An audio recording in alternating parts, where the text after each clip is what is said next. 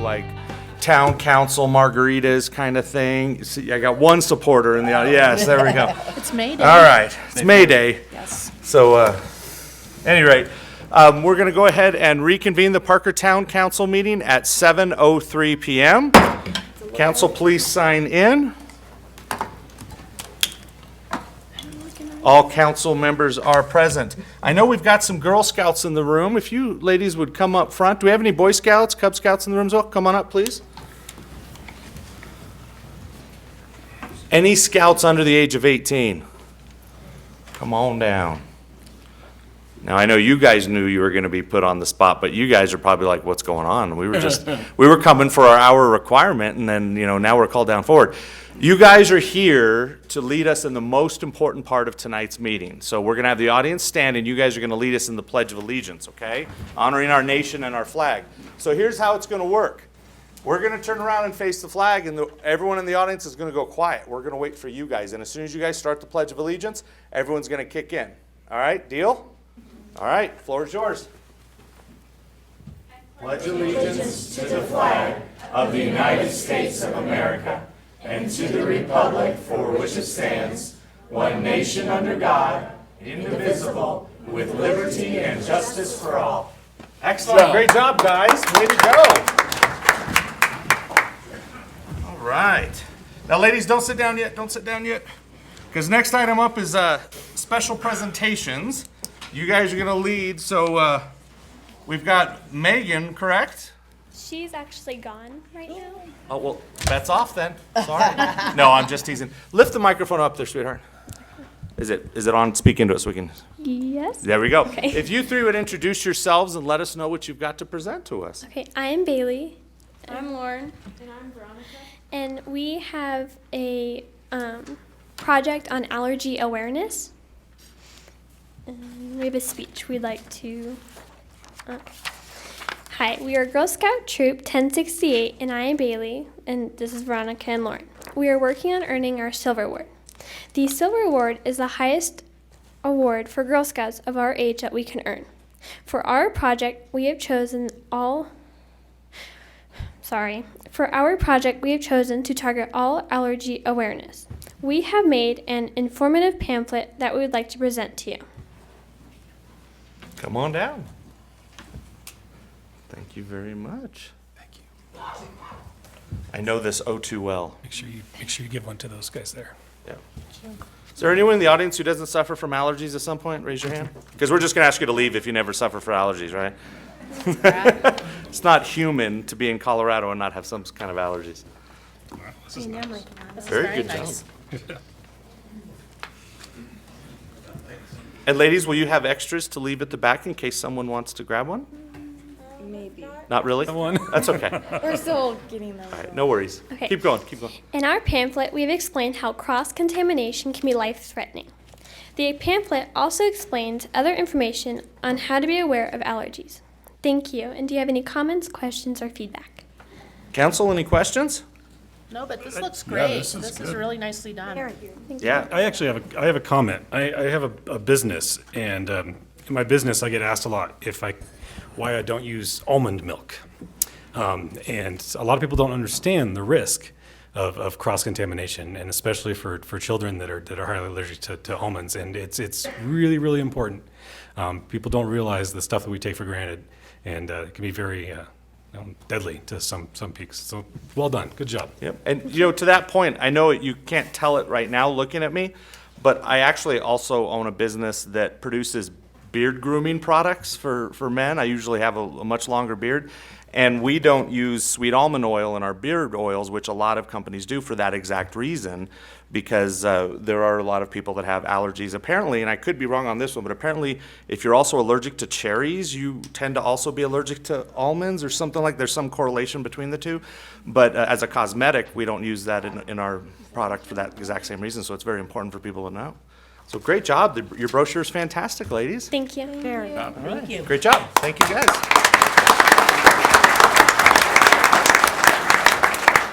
Now, actually, ladies, one thing, though, I didn't ask, you might have seen, all of our town council meetings are broadcast on Facebook. We're Facebook Live, okay, every time we have a council meeting. So so there's a lot of people watching right now. Is there a way, if someone wants more information from you guys, is there a place they can go to get this, or what would you recommend? We are slowly working on calling places so we can try and get this pamphlet out. Okay. So we're slowly working. All right, so here's the deal. Anyone on Facebook Live who's watching, if you want my pamphlet, you can send an email and I'll let them have my pamphlet. Sound good? All right, thanks, ladies. All right, next up, we've got a special presentation from Mr. Trevino. And I wanted to mention the Facebook Live because if anyone's in the witness protection program, you should probably stand in the back of the room or something like that because you're on camera. Steve? Good evening, Mayor, Town Council. I'm here today just to formally invite council, everyone here, Mayor, to the 8th Annual Memorial Day Veterans Service of Remembrance. And this is a great community event that we hold at J.S. Parker Cemetery here in Parker. And it's to honor those veterans buried at that cemetery. We have 103 veterans buried there. Some of them have no families that come back and honor them. They've moved out. Maybe they've outlived their families. That cemetery was established in the late 1800s. So this 8th annual will include an F-16 flyover. That was been confirmed last week. A presentation of the U.S. flag to the Honor Guard by the Douglas County, Colorado Harley Owners Group. So they'll be riding in and present the flag to the Navy. Patriotic songs performed by the Parker Chorale, Knights of Columbus, St. Joseph Assembly, in full regalia, their patriotic branch. We have the Parker American Legion Post that will raise the flag and lower the flag. Presentation of colors by Peterson Air Force Base Honor Guard. So they will be there to also do the 21-gun salute, the taps and folding of the flag. And then we're going to have a welcome by the Honorable Mike Wade, Mayor of Parker. We'll have an inspirational message by Captain Merrill from the United States Navy. But the most important thing, Mayor, it's not about barbecues on Memorial Day. It's not about the opening of the pool. It's about our veterans who have given their lives the ultimate sacrifice. And we're going to read their names that day, and you'll be a part of that to read some of their names. So I'd like to just formally invite you and everyone else here. Please bring your own chairs and/or umbrellas. Inclement weather will cancel it, but I've seen you there in the past, Council. I'd love to have you again. Thank you very much. All right, Thanks, thank you, Steve. Steve. Council, do you have any questions for Steve? I'd just like to thank Steve for all of the efforts that you and your team put into this event because it is very moving and very special. Thank you. Thank you, If Council. anyone in the audience has not been to it, I highly, highly recommend it. I know I've been to everyone as mayor, and I think I also spoke at a couple when I was on council, so this is probably my seventh or eighth one to go to. It's a very, very powerful event, very well done. Steve and his crew put on a great show, and it's at the cemetery right here off of Parker Road.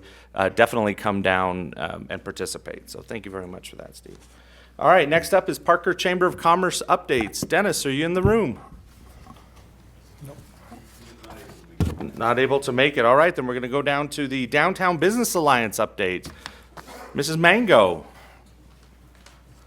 Good evening. Good evening. You look so different. Is- Wow. Is my hair So- out of place? Yeah, there's one. There's one out of Yeah. place. When they shaved, they actually accidentally left one, and it was like this really long, I admire what you did, so thank you for this weekend. I was unable to attend. I had a professional fundraising thing I had to be a part of in Colorado Springs, but I watched all the live feeds, so thank you for what a great cause, pediatric cancer. It was amazing. So I actually typed something up so I could read tonight. We are pleased to have had some great guest speakers attend our meetings in the past few months of our DBA. The Parker Chamber of Commerce, the Parker Police, Parker Arts, and then upcoming, we are excited for the DBA to meet Susan St. Vincent as she gives our DBA an update on our Main Street Master Plan. So we're very excited about the attendance that we've been having lately with our Downtown Business Alliance. It's probably the strongest attendance we've had in 2 years. Every month, we're having more and more people show up and get more involved, and it really shows. We're all excited about the lights on Main Street. Thank you to the town of Parker, and we are certain that the attention will create more excitement in downtown Parker, and that obviously we all know that means more dollars spent in our town, which is the lights will then pay for themselves. That's the whole plan, right? On Friday, May 5th, the DBA and Parker Creative District, which is this upcoming Friday, Cinco de Mayo, are hosting our first of hopefully what will become a monthly event called the Fabulous First Friday Art Walk Under the Lights. We have 13 local artists that will be displaying their varying styles of art. This is a free community event that starts at Vines from 4 to 7 p.m. is the time frame, but you check in, get your map from Vines, and you walk around Main Street under the lights. There's 13 different stops, and there's varying artists from pottery to photography to glass blowing to live paint. We have actually a live paint demonstration happening. So we truly hope that we can become First Friday Art Walk. That is a nationwide, by the way, event that happens. It happens in Santa Fe. For those of you that have ever been down to the Santa Fe Walk, Pueblo, Sedalia. But Parker would like to join this whole force of having a First Friday, and we're calling it the Fabulous First Friday Art Walk. So please, it's a free event, so please come and enjoy our local artists and see their talents and give them some appreciation. And then this Parker Symphony is playing right after that at Pace Center at 7 p.m. So it could be a really wonderful Friday evening. So as I mentioned, we've had a really strong attendance this last year. We're really excited about how the downtown businesses are attending our meetings on a monthly basis. Super proud to have a lot of our town people join us as well and enlighten us on updates that are happening in the town, whether it's the arts or the police or the Main Street Master Development. So thank you for everyone's contribution to being a part of that. And just in my closing little terminology, I'm going to say I think everything's looking bright downtown. Any questions? Council, any questions for Shelley? Thanks, Shelley. Thank you very much. Thank you. All right, next item on our agenda is public comment. This is for items that are not currently on our agenda.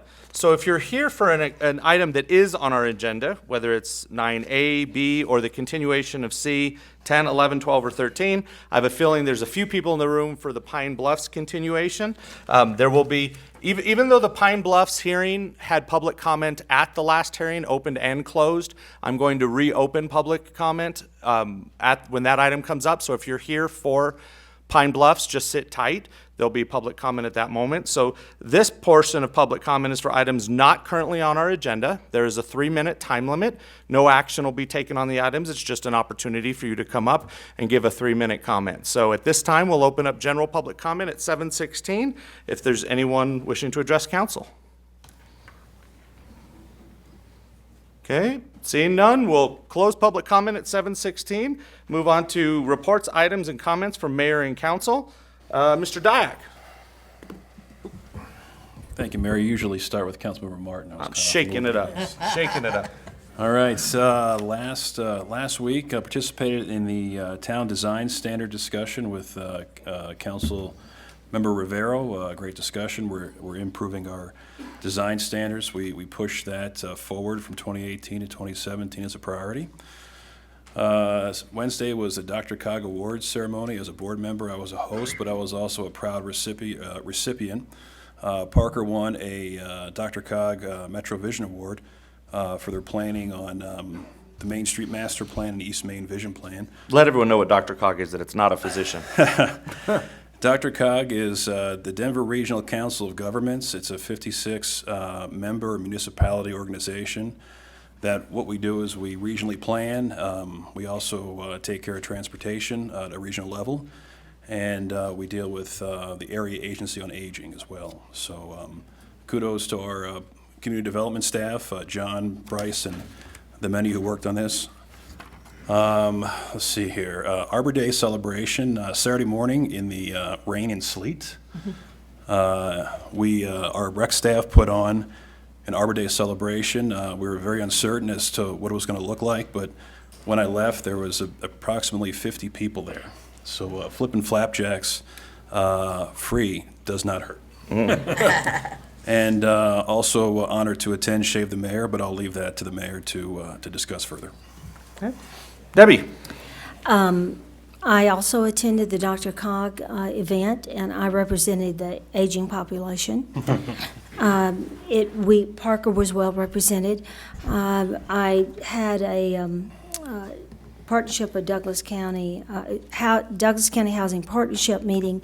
I left my notes, so I don't want to be misquoted, so I won't report on those results of the loans paid in and off. And I would just like to again thank council and staff and the general populace who have sent me text and sympathy cards, and I appreciate that greatly. Renee? I attended the DRCOG Award ceremony also, and it was wonderful having our town of Parker receiving the award. And then I was at the Urban Design Association meeting for us to look at design standards for Parker. The chamber had a lunch and learn on conflict management. I was able to attend that. And they also, for their Women in Business and Leadership, that meeting was on social media marketing essentials. And then Dr. Mack, also not a doctor, that's the Mobility Council. I attended a disability etiquette workshop for that, and Douglas County Transit Solutions meeting. All right. Mr. Rivero? Yes, definitely DRCOG Awards. Got a little haircut on Saturday. Let you chat about that. I did the coolest thing today. I got to go down to the Department of Homeland Security, and my wife was sworn in as a U.S. citizen.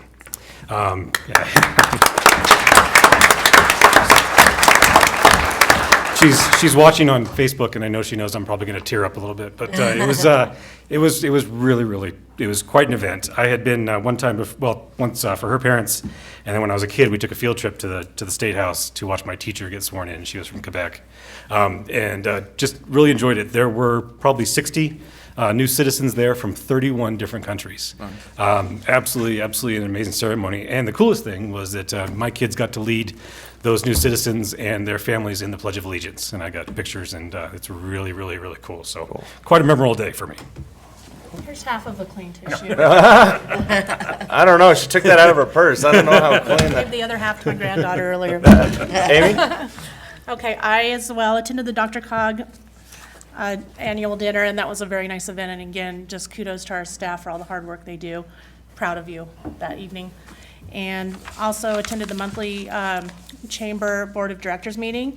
And I normally just go in for the first 10, 15 minutes and provide an update to the chamber, answer any questions that they may have on behalf of just different things going on around town.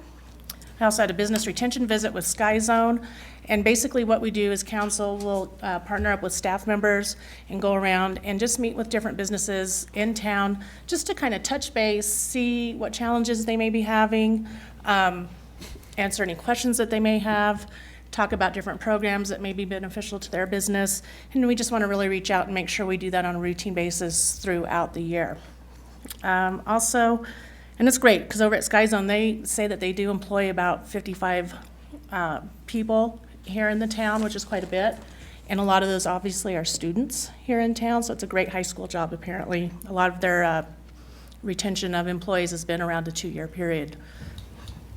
And then Shelley gave an update on the Creative District on the fabulous First Friday, so I will skip that one. And then also Debbie and I participated in the urban design meeting as well. And I think it was really great.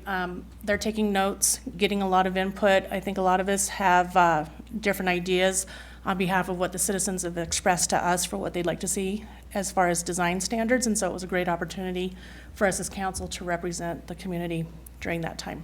And that's all I have for now. Josh? Yeah, so I think everybody participated in the design piece, which is definitely interesting for me because aesthetics are a challenge for me personally. So it's interesting to learn what other communities are doing around that. I represent the town on behalf of the town at E470, and we had our presentation of our annual audit, which was what they call an unqualified opinion, which doesn't really sound, but that's what you want when you have an audit. So no exceptions were noted. A clean audit for the several years running, so at least since I've been part of the board. So that was great. I went down and on Saturday for the Shave the Mayor event, and I look like this all the time, so I didn't have to participate, but Although he did shave his beard a few years ago, and it was like a completely different person there, but his wife said, no mas, no, never again.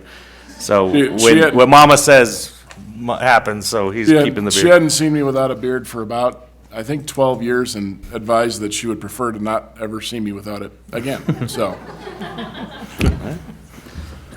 All right, cool. So I had the urban design meeting with Josh. I was also asked to go to Sagewood Middle School for a volunteer appreciation brainstorming session that they had. My wife's a teacher there, and my boys have both attended Sagewood, and I've volunteered there for years and years, so that was pretty cool experience. And then one of the things that I got to participate in this week, I had the Legend Teacher Appreciation Night with the LDS Church.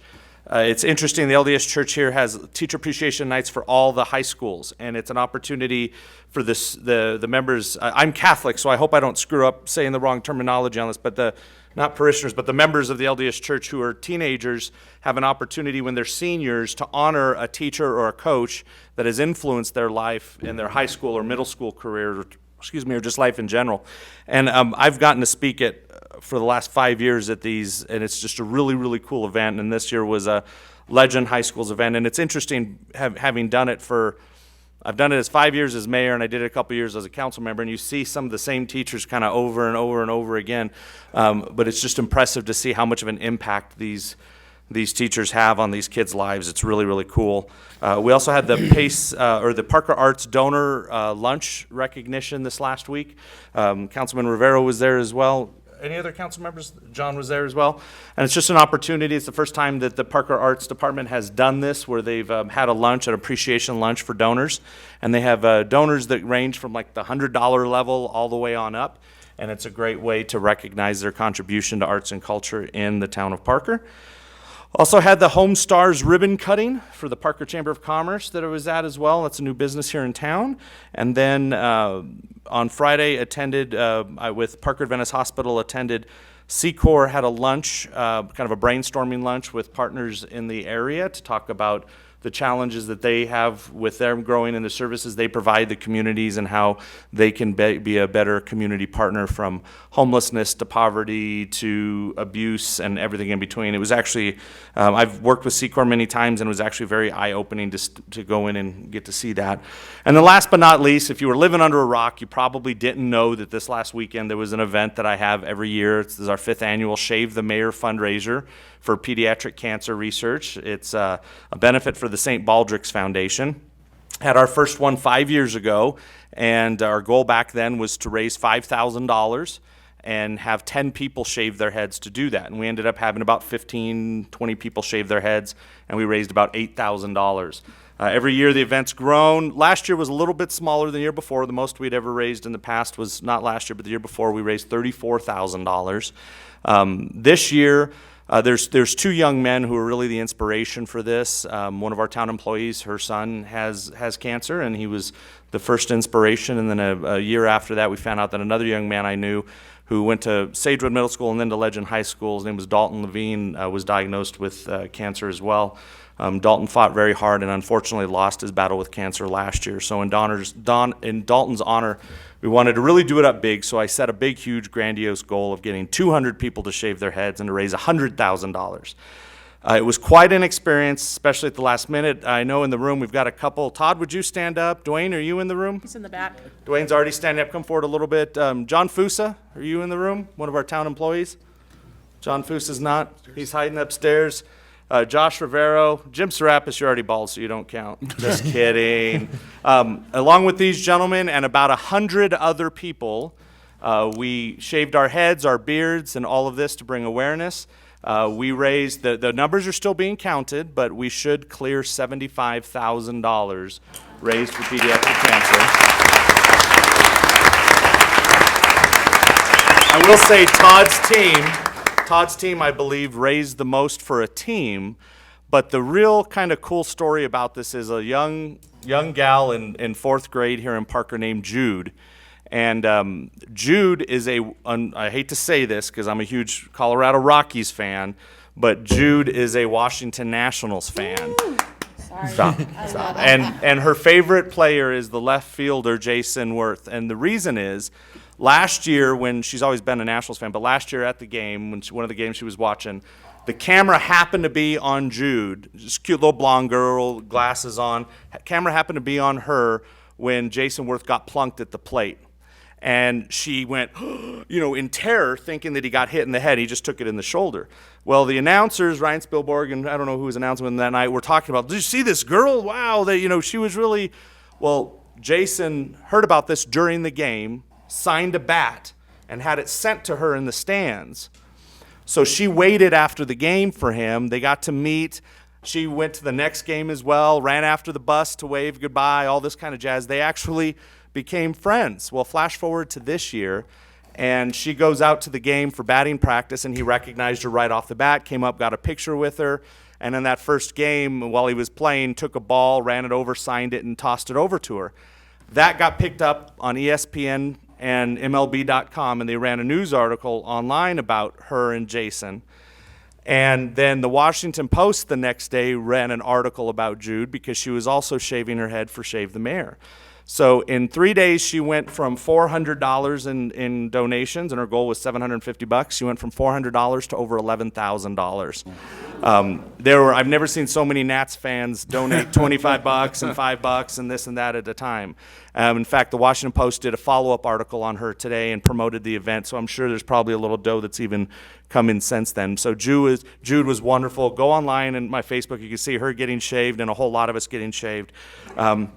It's just an important way for us to participate and give back to our community. So we will be setting up next year's Shave the Mayor in about 2 weeks. So anyone who wants to sign up and get their head shaved, we did have about 15 women shave their heads as well. So no excuse on gender. All right. So with that, we'll go ahead and move on to consent agenda. Consent agenda items are considered to be routine, will be enacted with one motion and one vote, unless a council member asks to have something removed for further discussion. So with that, council, I'll entertain. I would just, if you could, just explain consent agenda I will. a big I'm audience. getting to that. Sorry. I'm getting to that. No worries. So, council, if you have any items for discussion or to pull, this is the time to do it. Nope. So items that are on the consent agenda, when you look through it, you notice there's a lot of things on there that say first reading. In fact, today we've got everything on there that says first reading. This board is not allowed to discuss anything outside of the public domain. That would be a violation of transparency. So they can't discuss anything until it's been brought into the public domain. That's what first readings are. It brings an item into the public domain, and then second reading happens 2 weeks later at a public hearing. So most of the items on consent agenda are just that, bringing things into the public domain so they can be discussed. So, council, any other items to pull, or with that, I'd entertain a motion. I move to approve council consent agenda items A through G. Second. We have a motion from Josh and a second from Amy. Council, please vote. Motion passes unanimously. Next item on our agenda is our town administrator's report. Randy, do you have anything to add to our online town administrator's report? Just briefly, since Dennis wasn't able to be here this evening, I want to remind everybody of Parker Days coming up. And the reason I know that is because I spent several hours last week with him trying to finalize the many, many details that happen on that. So again, June 9th through 11th is the official Parker Days. And don't forget, now they have a kickoff concert Thursday night June 8th. But again, it sounds like it's going to be big. Well, I know it's going to be bigger and better than ever. We've actually expanded the area for the festival itself, and they've got some great bands playing all day Saturday. So Anyone in the audience not know who the opening concert is on Thursday? You don't know, Dwayne? Come on. Oh, he's. Brett Michaels. So all of you Poison fans, go to parkerchamber.com and buy your tickets. Brett Michaels is like 56 years old. I'm not like being facetious. I actually He's think young. he's like 55 or 56. He's young. Yeah, He's young. but he's the opening concert. So if you're down with a little Every Rose Has Its Thorn or whatever, you know. No, Rick Springfield's not coming back. But I'm going to do a plug. The opening band is a band called $6 Million Band, and Yeah. they are absolutely incredible. They are. Some of you may have seen them at the 4th of July get-together, but a bunch of local guys and just a great, great band. Brett Michaels is 54. 54, close enough. There you go. 52, 54, something like that. All right. Thanks, Randy. If you guys haven't seen it yet, you go to parkeronline.org. The town administrator's report is always up there. It's full of statistics, items that are going on, new developments, everything that's happening. Most questions you have can be answered with that. So check it out and make sure and bookmark that page. Randy updates it every month. and there's actually some copies up on the shelf. Copy up on the shelves Well, right there up was. there. There's a tall cowboy in the back who just pointed to it. And so you know where they're up, right up there. All right. First item up, item 9A is a public hearing for Lot 4 Main Street and Pine Marketplace Fourth Amendment site plan. Ryan, you're going to lead us tonight, correct? Yes, Mayor. Would you mind switching me over, Carol, please? Thank you. Good evening, Mayor, and good evening, Council. Let's see here. This is a site plan to create a temporary parking lot in a graded area for temporary uses on Town of Parker-owned property, which is why the site plan is before you this evening for review. This parcel is located at the northwest corner of Parker Road and Pace Center Drive. The surrounding land uses include to the north a fire station, to the west Town and Country Townhomes, to the east and across Pace Center Drive is Discovery Park, and to the south is a vacant and undeveloped parcel in front of the Pace Center. The proposal, as mentioned, is for a temporary recycled asphalt parking lot with 39 spaces, as shown here. The green area, as shown, will be graded as an active area for temporary uses with the goal to activate Main Street and support Discovery Park activities until this parcel is developed. There is no agreement yet for specific temporary uses. Temporary uses that go on this parcel will require temporary use permit and/or community event permit. So town staff, myself and Bryce Matthews met with Town and Country Townhomes manager to discuss this proposal, and we took some notes on some of their concerns. Some of their concerns were late hour operations, and we wanted to point out, we communicated this to them, that temporary use permits are allowed to go until 10 p.m. Some of the other concerns were with regards to dust. The parking will be covered with recycled asphalt, and the active area will be crusher fines to reduce that dust. We've also planted some native seed in that area as well. It just hasn't quite taken yet, so we're staying on top of that to keeping watering it and everything to cut down on the dust as well. The other concern was the active users cutting through the complex. The activity area is located is approximately 50 feet from the Town and Country property line. So we're hoping that distance, discourages folks to walk across that way. So last Thursday, Planning Commission recommended that the Town Council approve this site plan. It is staff's recommendation that Town Council approve the Lot 4 Main Street and Pine Marketplace Fourth Amendment site plan. With that, I'll be happy to take any questions from council. Thank you. Council, do you have any questions for Ryan? Josh? Just terminology, crusher fines, I'm assuming is gravel, Little Yeah, more or like less. small. Yeah. Thank you. other questions, council? Can you give myself and the public a little bit of examples? What are we hoping to do there? What is the goal with putting in more parking? And just kind of walk us through Sure. what we're asking of us. Yeah, I think the goal of the temporary parking area is to relieve some of the parking, over at the library right now, until it's developed. I mean, we have an RFQ out, as you know, in process right now for a master developer to develop this parcel along with 3 others. We're going through that process right now. So it's to relieve the parking, provide parking for special events like Parker Days, so on and so forth. And some of the activities that would occur, Councilman Rivera, would be food trucks, beer tents, concerts, but not a concert, simultaneously with the band shell that's going on over there. Yep. But uses like that. Thank you, sir. Ryan, for the term temporary, what is the time frame? Will it be for whatever this is approved to a year from now, or just for the end of the year? Yeah, I mean, we have the RFQ out, right now. So I think I heard it's at least probably 2 or 3 years out, Councilwoman Holland. Yeah, Okay. it's 2 or 3 out. So. Thank you. Other questions? All right. Since this is a public hearing, we'll open it up for public comment at 7:39 PM. If there's anyone wishing to address council on this item. Seeing none, nope, just walking across the back. Okay. Seeing none, we'll close. Anytime I see movement, I want just curious, making sure. We'll close public comment at 7:40 PM, and I'll entertain further discussion or a motion, please. I move to approve the Lot 4 Main Street and Pine Marketplace Fourth Amendment site plan based upon staff findings. Second. Motion by John and a second by Renee. Council, please vote. Motion passes unanimously. Next item on our agenda is item 9B. This is Lot 1 Crump Commercial Use by Special Review. Ryan, you'll be leading us on this one again. All right, thank you. This is the Town Council public hearing on the Lot 1 Crump Commercial Use by Special Review. The applicant, Alex Minovich, and project representative Ryan Eichel from 2N Civil are present this evening. This site is located between Parker Road and Park Glen Way, south of the intersection of Parker Road and Longsway. Denver Auto Company operates a used car dealership and services vehicles at this location currently. Just a quick summary of this proposal. The applicant approached the town wanting to do some site and landscape plan improvements for this site. They are proposing 2 vehicle display areas on the west side of the property nearest to Parker Road as shown in orange on this slide.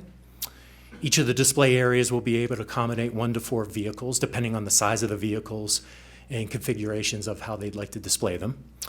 An improved landscape buffer between the vehicle display area and Parker Road right-of-way is also proposed in front of and to the side of the vehicle display areas. There's some low-lying shrubs and flowers that are proposed there. Some other improvements that aren't included on this slide but are in your packet, the Planning Commission packet, include a parking lot which will be restriped and more formalized. They're going to be replacing light fixtures to bring those up to date with LED fixtures. And they're also going to be installing landscape islands throughout the parking lot. Staff has reviewed the site plan improvements and they meet the requirements of the town land development ordinance. As to how we got to this use by special review, the C Commercial Zone District identifies auto sales and service as a use permitted by special review.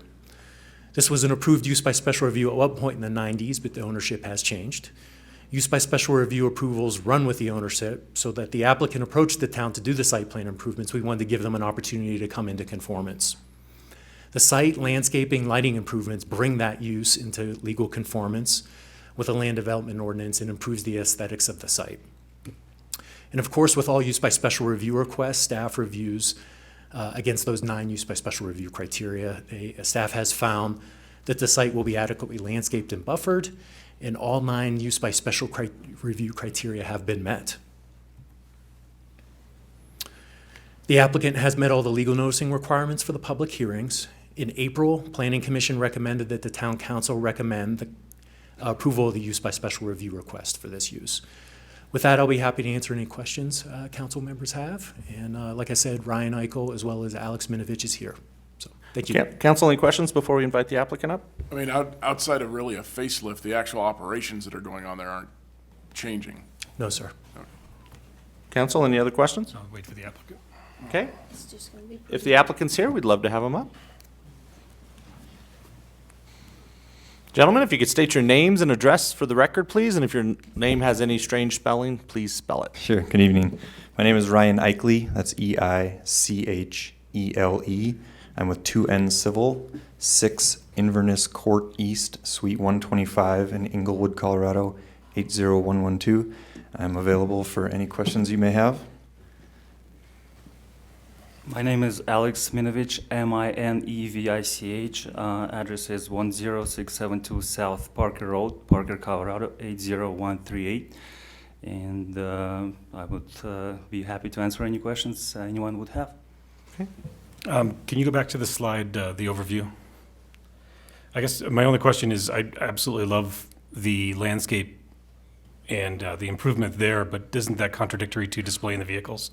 Are you planning on raising those yellow pads, or how are we going to landscape and then also increase visibility to your product? Sure, the landscaping is going to be very low lying, like flowers and shrubs, nothing tall at all.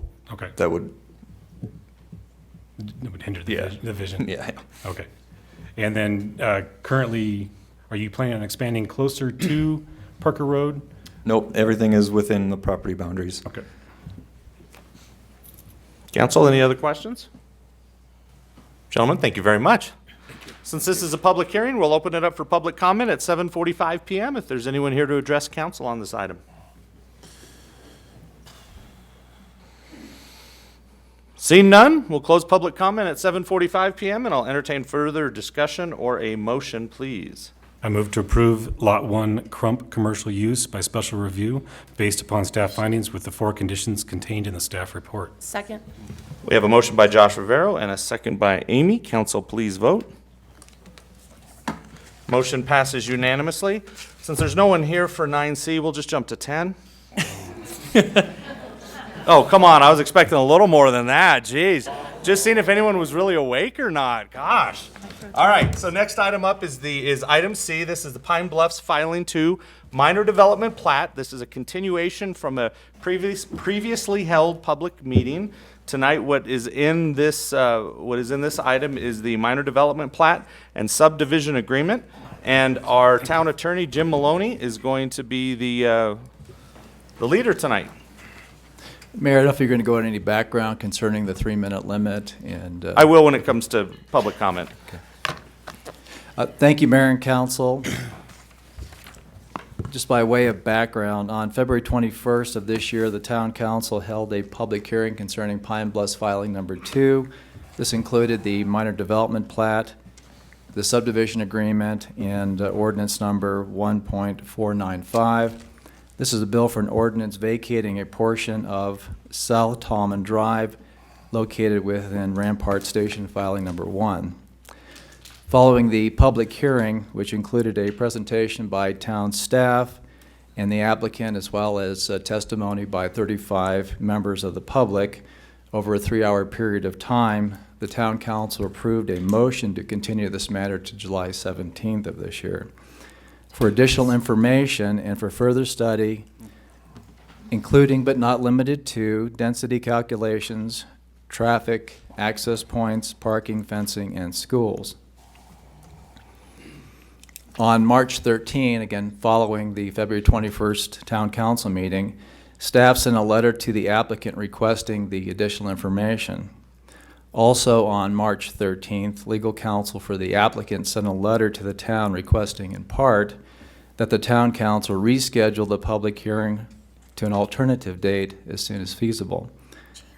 Then by correspondence dated March 17 and March 20, 2017, the applicant provided the additional information requested by the Town Council. On April 3rd of this year, the Town Council rescheduled the public hearing from July 17th to tonight, provided that the continued public hearing was re-noticed as provided by the Town Code, which it was.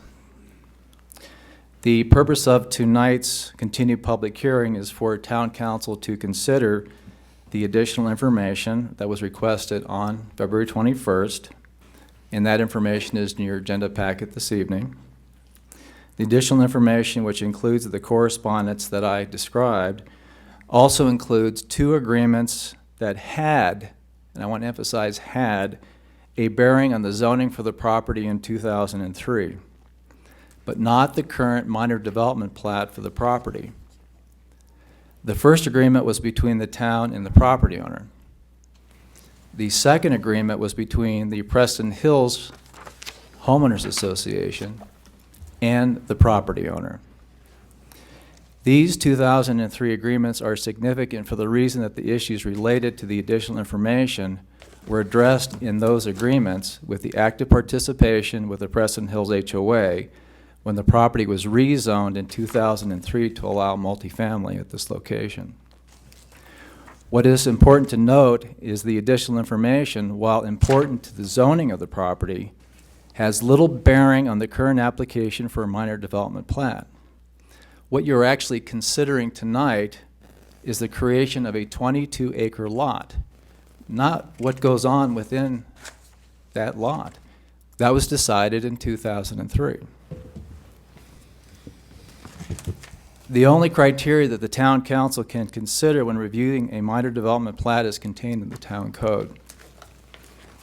There are 6 criteria that the town council can consider as a matter of law. The first criteria requires that the plat be consistent with the master plan. That's in the code. I can tell you that that determination was made by the town council on December 1st, 2003, when the town council amended the town's master plan to add multifamily to the previous commercial designation for this property that was described in the plat, and this would be pursuant to resolution number 03-64. The second criteria requires consistency with the land development ordinance and other minimum standards established by the town. The town code provides that the plat must comply with the town's stormwater drainage and environmental criteria manual and the Town of Parker roadway design and construction criteria manual and other applicable standards adopted by the town. I can tell you that on February 21st, 2017, town staff testified that this criteria was satisfied and all town standards were satisfied. The third criteria requires consistency with the Plan Development Guide. I can tell you that the Town Council adopted ordinance number 3.1631 on December 1st, 2003 to add multifamily to the Pine Bluffs Development Guide and Plan following notice, hearing, and a recommendation by the Preston Hills Homeowners Association. On February 21st of this year, town staff testified that this criteria was satisfied and that the proposed minor development plat complied with the Pine Bluffs Development Guide and Plan. Fourth, this criteria requires satisfaction with the public notice requirements contained in the town code. I can tell you that on February 21st, 2017, town staff testified that this criteria was satisfied and the public hearing notices for tonight's hearing have also been satisfied. The fifth criteria requires the execution of a subdivision agreement to secure the construction of public improvements that are necessary for the plat. I can tell you there's a signed subdivision improvement agreement in your packet this evening, and this meets all of the town's requirements and is waiting consideration by you tonight. The sixth and final criteria requires public dedications that are necessary for the project. I can tell you that on February 21st of this year, town staff testified that this criteria was satisfied. So the 6 criteria contained in the code, you were advised through testimony and the information that's in your packet this evening that all 6 criteria was satisfied, which drove the recommendation from town staff to approve the project, or at least the minor development plat. The procedure for tonight's hearing will include a discussion by me of the 2 agreements, and I'll get to those in a couple of minutes. After I've presented these agreements, the applicant will present the additional information, and that includes the information that's included in the 2 letters that are in your packet this evening, which will be followed by comments by town staff concerning the additional information provided by the applicant, again, in your packets this evening. Upon the conclusion of staff comments, the mayor will open the hearing up to members of the public, subject to the 3-minute limit, and the mayor is going to go through the rules associated with the public hearing process. So I want to address the 2 agreements that I mentioned earlier, which really are relevant to the zoning, not to the minor development plat. but I think this historical background will allow you to understand how multifamily was ultimately included in the development guide and plan for this project, specifically the 22-acre site, which is the subject of tonight's hearing. The first agreement was between the town and the property owner. On May 5th, 2003, the town council approved the Pine Bluffs Comprehensive Development Agreement between the town and the property owner. You're going to hear from Buzz Coble tonight. He was that property owner, and he participated in those 2003 hearings, as did I. Under the 2003 development agreement, the town agreed to the following 6 points. First, allow a density of 12 multifamily units per acre on the property that is the subject of tonight's hearing. Second, convert 6.61 acres of property that was zoned for 63 townhomes to open space to preserve the Ponderosa Pine area immediately adjacent to the Preston Hills project. Can you put the maps up? Amend the town master plan. And by the way, I asked Ryan McGee to put the 2 maps up just so you can see 2003 to the left and 2016 to the right and the differences. 4, approve a metropolitan district for the property to finance and design the construction of the roadway improvements to Hess Road and Hilltop Road. 5, design the roadway improvements for Hess Road and Hilltop Road. And 6, vacate a portion of Hilltop Road and convey it to the property owner. In exchange, the property owner agreed to the following 6 points. First, to convey to the town the 6.6 acre Ponderosa Pine area that was originally zoned for 63 townhomes. And please note that the 6.6 acre Ponderosa Pine Forest was conveyed to the town. You can see that it exists today. If you take a look at the 2016 map, it's the forested area that Ryan is currently highlighting with the arrow. Second, to pay to the town its 50% share of the cost to design the roadway improvements to Hess Road. Please note that this cost was paid to the town. Third, to pay to the town its 100% share of the cost to design the roadway improvements to Hilltop Road. Please note that this cost was paid to the town. Fourth, to convey the rights-of-way and easements over the property to the town to construct the roadway improvements pursuant to the Hess Road design and the Hilltop Road design is prepared by the town. Please note that these rights-of-way and easements have been conveyed to the town. Fifth, to pay to the town 100% of the cost to complete the north 2 lanes of Hess Road, including the cost of the traffic signals. Again, please note that this cost has been paid to the town. And finally, sixth, to pay to the town 100% of the cost to complete Hilltop Road, including the cost of traffic signals. Please note that this cost was paid to the town. The property owner ultimately paid to the town in excess of $3 million for these improvements under the 2003 agreement. So if you look to the map for 2003, a large segment of Hilltop Road was 2-lane at the time. If you look to the map at the right, it's now 4-lane all the way into Hess Road. Hess Road did not exist in 2003, and as you can see, Hess Road is in place today. Those roads would not be in place today if it weren't for the comprehensive development agreement with the developer. The developer was not obligated to pay this percentage of cost associated with these roads. Hence the agreement, and the cornerstone of the agreement for the developer was the multifamily that we're talking about tonight. Following the approval of the 2003 development agreement, the property owner submitted an application to the town to add multifamily zoning to the property that is the subject of tonight's hearing, and to convert the 6.61 acre town-owned area that was zoned for 63 townhomes to open space, to be conveyed to the town as provided by the 2003 development agreement. As a part of the application process, the property owner entered into negotiation with the Preston Hills HOA. On November 7th, 2003, the property owner sent a letter to the HOA Board of Directors in care of Brian Cousins formalizing the agreement that had been reached between the property owner and the HOA concerning the application for the 2003 zoning for the property. And Ryan is going to go ahead and put the slide that shows that agreement that was sent by Keith Neal. If you go to the prior slide. And that letter was addressed to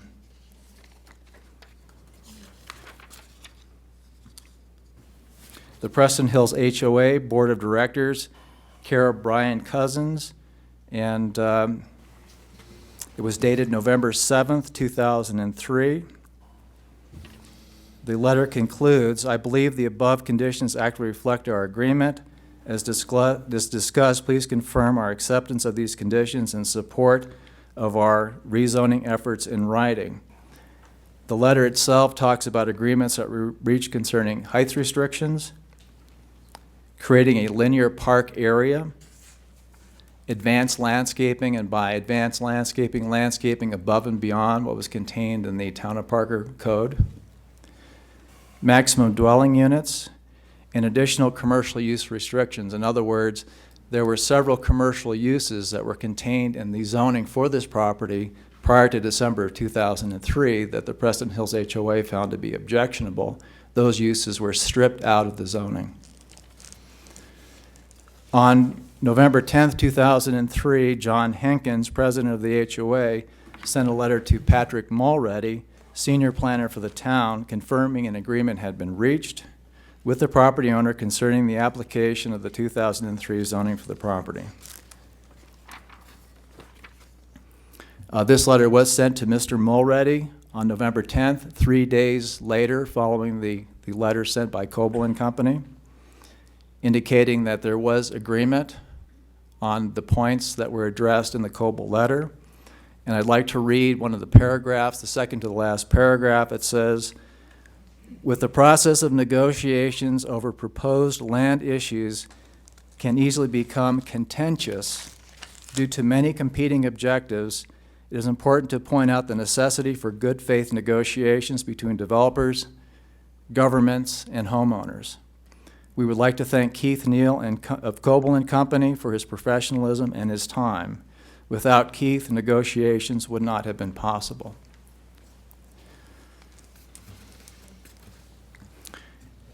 In December of 2003, the Town Council approved the zoning for this property, which allowed for multifamily on the 22-acre lot that we're talking about tonight.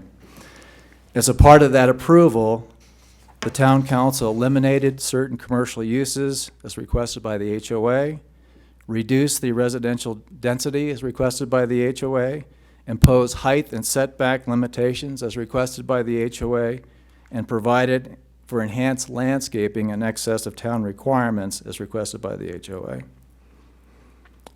On December 1st, 2003, a public hearing was held by the Town Council on the application for the 2003 zoning. The memorandum prepared by Mr. Mulready and provided to Town Council stated that through concessions offered by Coble, the property owner, and accepted by Preston Hills, it now appears that those issues have been adequately addressed to both sides' satisfaction. Mr. Mulready attached the letter from the property owner and the letter from the Preston Hills HOA to the Town Council memorandum. During the public hearings before Planning Commission and then again at Town Council, Mr. Brian Cousins appeared on behalf of the Preston Hills HOA and spoke in favor of the 2003 zoning for the property, in particular the multifamily, which is the zoning that is for the 22-acre lot that you're talking about tonight. On December 1st, 2003, Town Council unanimously approved the 2003 zoning for the property. This information is helpful concerning the zoning because what you are looking at tonight is not the use of the property. You're looking at creating a legal lot of record consisting of 22 acres for uses that were approved in 2003. So last year, the applicant filed an application for a minor development plat to establish a 22-acre lot on the property in order to develop multifamily on the property. Again, multifamily that was approved in 2003. And this came with the request to vacate a portion of South Tallman Drive, which is located within the property. The 2003 zoning for the property permits multifamily residential use requested by the applicant.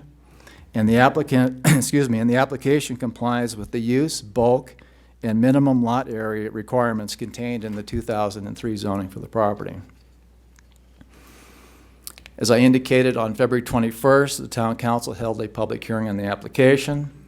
The public hearing consisted of approximately 35 speakers, most of whom reside within Preston Hills. Following the public hearing, the Town Council approved a motion to continue the public hearing on the application. And this is again for additional information related to density calculations, traffic access points, parking, fencing, and schools related to the application. Again, I submit that these issues were important in 2003. Tonight, you are looking at creating a legal lot of record that contains 22 acres. Mayor and Council, do you have any questions concerning my presentation? Council, questions for Jim? Nope. Okay, Thank you. all right, and you said the applicant's present? That is correct. If the applicant has anything else to add, this is the time to come on up. Name and address for the record, please. Spelling any strange spellings. Thank you very much. Buzz Coble, president of Coble and Company, current owner of the property through an entity of ours, 5291 East Yale Avenue in Denver. So, Mr. Mayor, members of council, it's an honor to be here tonight. I'll make some remarks. I'll cut them a little shorter because Mr. Maloney just did a superb job of articulating what was a very significant 2-year effort and negotiation and discussion with the Preston Hills Homeowners Association. By way of background, Coble and Company, we're in our 65th year of business. We only do business in Colorado. We do a variety. We do commercial, office, residential, and some resort, but it's all in Colorado. We consider ourselves a true community developer, which means we got to work with the community and the jurisdictions. Not always easy sometimes, but that's why we did what we did for those 2 extensive years with Preston Hills. The property was originally owned by the Williamson family when we bought a majority interest in that, but due to emotional legacy reasons, Craig Williamson decided to stay in for a piece of it. That was in 1999, so we've been involved in this property close to 18 years. But again, we went through those significant efforts, and I think the important thing which you heard tonight from Mr. Maloney is there was significant number of items as part of the trade-off and quid pro quo that we gave up to reach the negotiation that we did with the Preston Hills Homeowners Association, and we're delighted with that result. And one footnote I'll make on that piece of it, I personally, having been on the site many, many times, those 6+ acres that were all large old ponderosas, when we decided we wanted to get some multifamily and do all this trade-off, it was our suggestion, and they didn't require it, but those were 2 gorgeous stand of ponderosas to take down, and that's what the 63 townhomes would have done. It was a very valuable piece of ground with great views, and it would have, in the trees, we would have moved a lot of them or taken a lot of them down. But that was something that we offered because we knew you can't replace those kind of things. So that's the kind of thing we try to do as part of being a community developer. And so as part of all of this, and again, you heard Mr. Maloney talk about the 6 criteria. So the 6 criteria have been complied with on top of all the trade-offs and negotiations, including giving up uses that we would rather have kept. With all of those things in place, unanimous approval from Planning Commission, we felt that this was basically a fait accompli. We came to council, but in the interim, at that point, we figured it was certainly going to be something that was going to be done. We went ahead and did a refinancing on our Metro District bonds to lower and take advantage of the low interest rates, which will help all of our homeowners in our community. And when we had to go back to the purchasers of the bond and tell them that what we had committed to them was going to get done didn't get done, they weren't very happy about it. The bonds have been sold, but many times Metro Districts are the lifeblood of our business.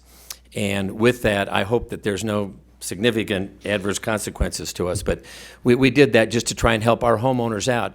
But what you have to remember, what Mr. Maloney said, between the Metro District and our own dollars, significant improvements were made to the entire traffic and circulation system in and around the property, which everybody gets the benefit by. That's a regional improvement, and a meaningful piece of that, along with the town, was paid for by our development.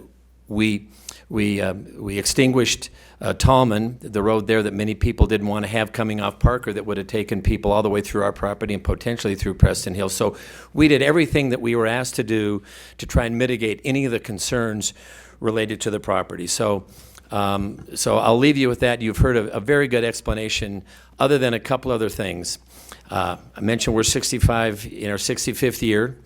My son Walt is here tonight. He works with us. He's part of the third generation. But we believe in long-term legacy ownership of real estate, and we're not just selling the property. We are actually going to be a partner with the Price Development Group. And the only thing we liked about them more than what we've done is they're 15 years older than we are. So we are philosophically aligned. They're a family company that's been around a long time, and we felt that they're doing a product that we wanted to participate in. So we've decided to stay involved. So I just wanted to let you know that we've tried to do everything and comply with everything we could have in 2003. That was 14 years ago. And we're here tonight to please ask you to allow us to move forward, because time is short on this and we need to move on. So thank you very much for the time and your consideration on this matter. Hey, council, do you have any questions for Mr. Coble? Not at this time. Nope. All right, thank you very much. All right, next point in our agenda is public comment. So, we had one more? Yes? Yes, Sure. please. Name and address, please. Thank you, Mayor. Council, Chris Benish, Price Development Group, 116 West 47th Street, Kansas City, Missouri. The applicant for this minor development plat, here requesting approval of the minor development plat for the Pine Bluffs filing number 2 to establish this development. I'm here to provide the facts on the project and the comments and questions council and mayor had during February 21st. Have with me this evening legal counsel, our traffic engineer, as well as Monty Wendler with Price Development Group as well. Go ahead and switch that if you could, Ryan. As has been stated at the conclusion of the February 21st meeting, Town Council asked Price Development Group to provide additional information on the proposed development. PDG provided written response to the town on March 17th and again on March 20th. Tonight, I'm going to go through those facts and the questions that council had and walk through those items, please. Ryan, please. As was mentioned by Mr. Maloney, 22.3 acre site located within the Pine Bluffs development, or Pine Bluffs plan development. As outlined in the Pine Bluffs development plan, the site is zoned as a PD with a mixed use designation. What we have filed, site plan and the minor development plat, fits within the intent of the development plan, and we're not asking for any variances with the development plan. So the designation for the site does allow for multifamily residential structures, which we are suggesting. The Pine Bluffs Development Guide allows for 10.5 units an acre. However, the Pine Bluffs Development Guide also allows for an administrative modification of up to a 10% increase in density on the site. And that's how we arrived at our density number here. We had the 22.3 acres. As you can see, the math up there with the 10% allowed us to get to the 257 units at this location. We're at 255 units, which is 11.43 units an acre. This was also an approved increase in density by the planning department. If you could, Ryan. The Pine Bluffs Development Guide also establishes elevation planes on the site. And what was done and agreed to was the center line of South Pine Drive. North of Tallman, the elevation plane was established by going 20 feet vertical and then establishing across the balance of the site to the west there that could be 20 feet in height.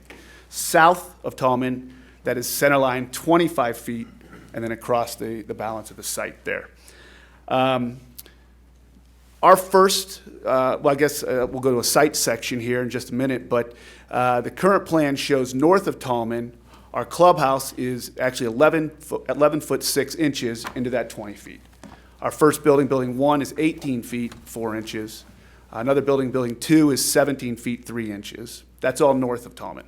South of Tallman, our closest building there, Building 10, goes 24 feet 2 inches. Now, in addition to these elevation planes, the Pine Bluffs Development Guide also established a overall building height, and you can leave that, Ryan, that's fine. The overall building height is not to exceed 35 feet in height throughout the site there. Our max building height is just below that, 34 feet 3 inches.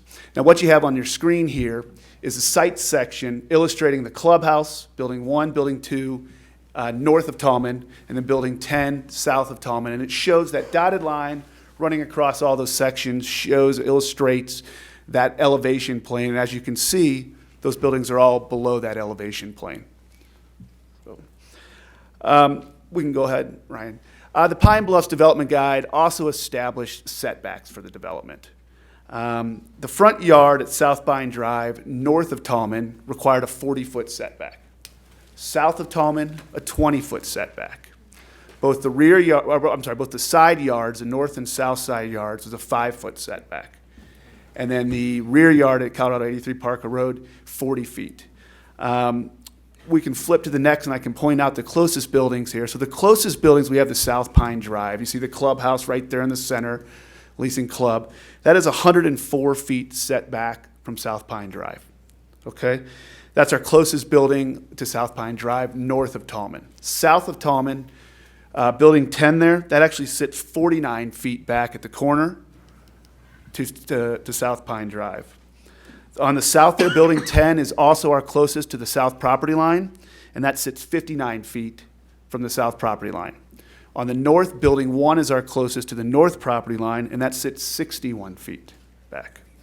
Along Colorado 83, the closest building is Building 5 in the north corner there, and that sits 52 feet back from Colorado 83. If you could, Ryan.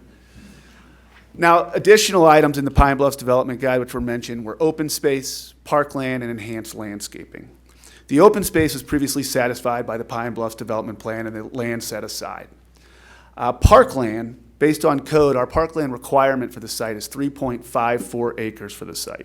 We're actually contributing 5.2 acres of parkland will be at the site there.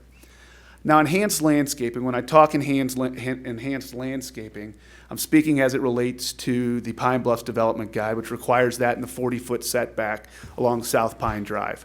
So that's above and beyond what code requirements are. Code requirements would be street trees in that area, 26 trees. We're installing 45, so it's an increase of 73% there. Shrubs, and this is done on an area calculation, is how the shrubs are done. 148 are required, we're at 248. So 67% greater increase there. What we're also doing, and if you could flip to this as well, at the northeast corner of the site there, we're proposing a park there. It's a little bit better than a 16,000 square foot park.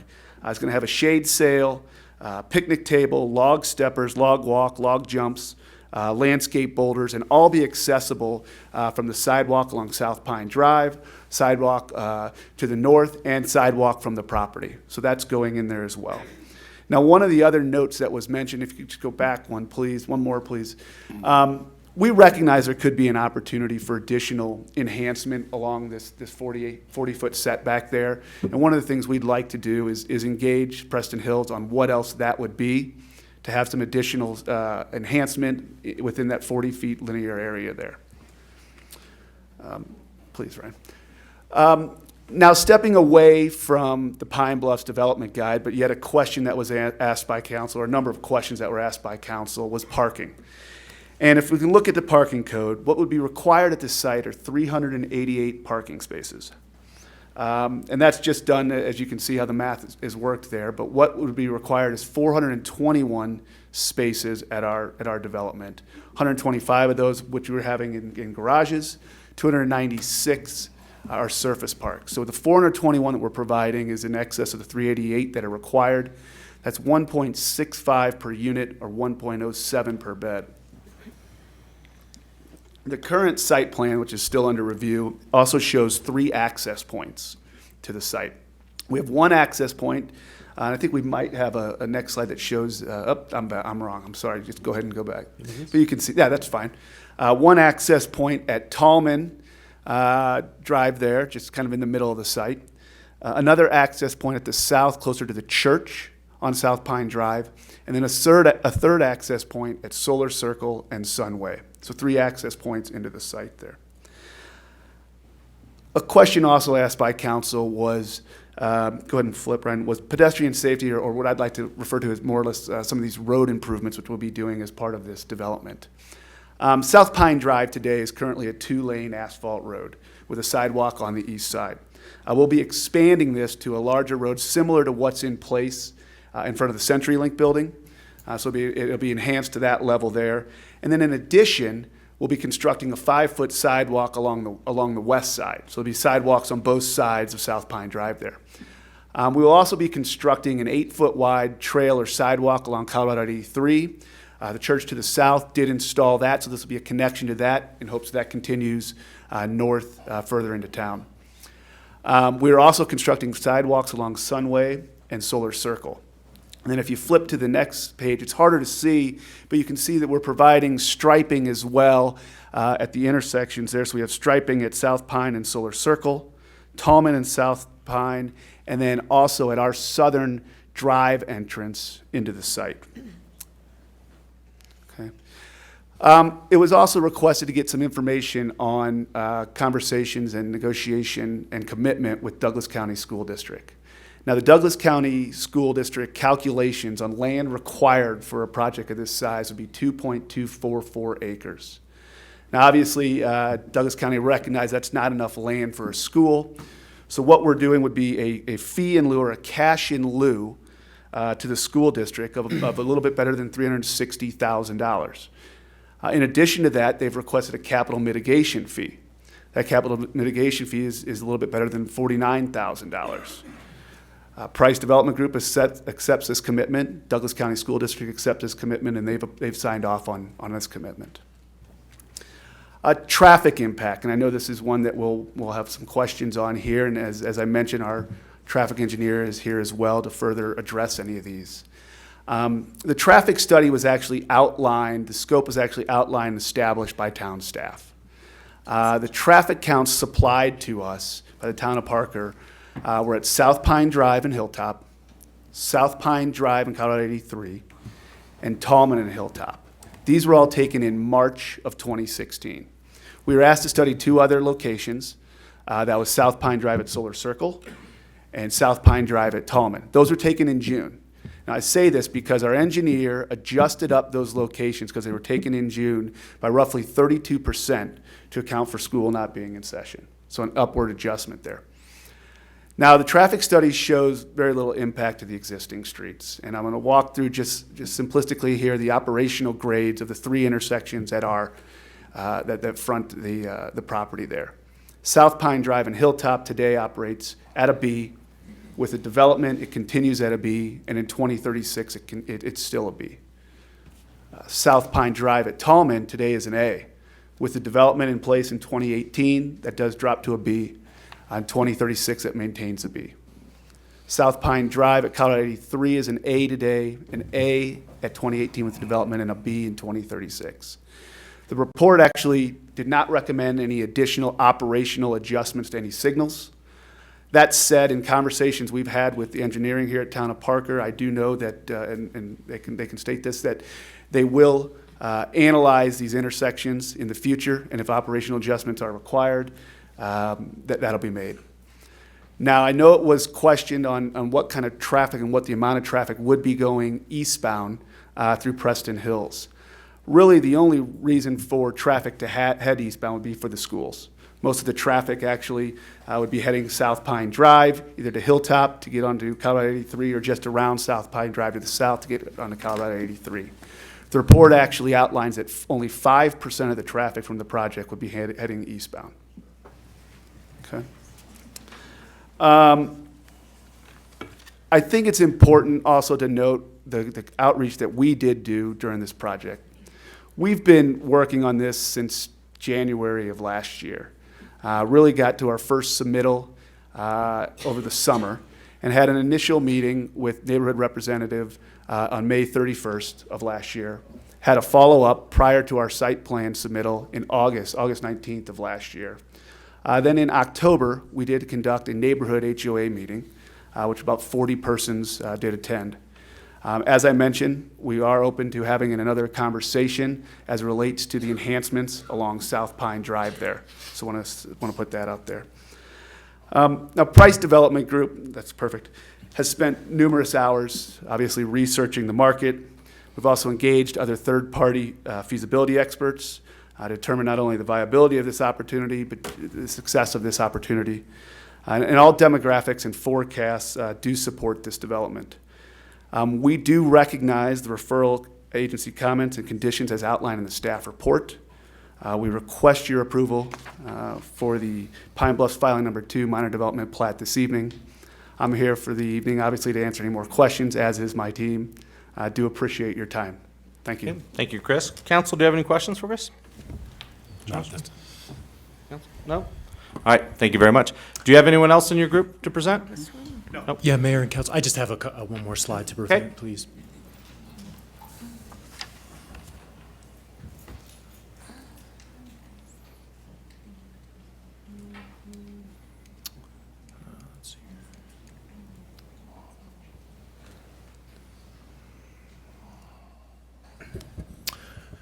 Okay, at the February 21st public hearing, council requested additional study of items related largely to the Pine Bluff site plan development. Step through each of these now. And a lot of this reiterates what Mr. Benish kind of said. The density proposed will be consistent with the zoning on the property.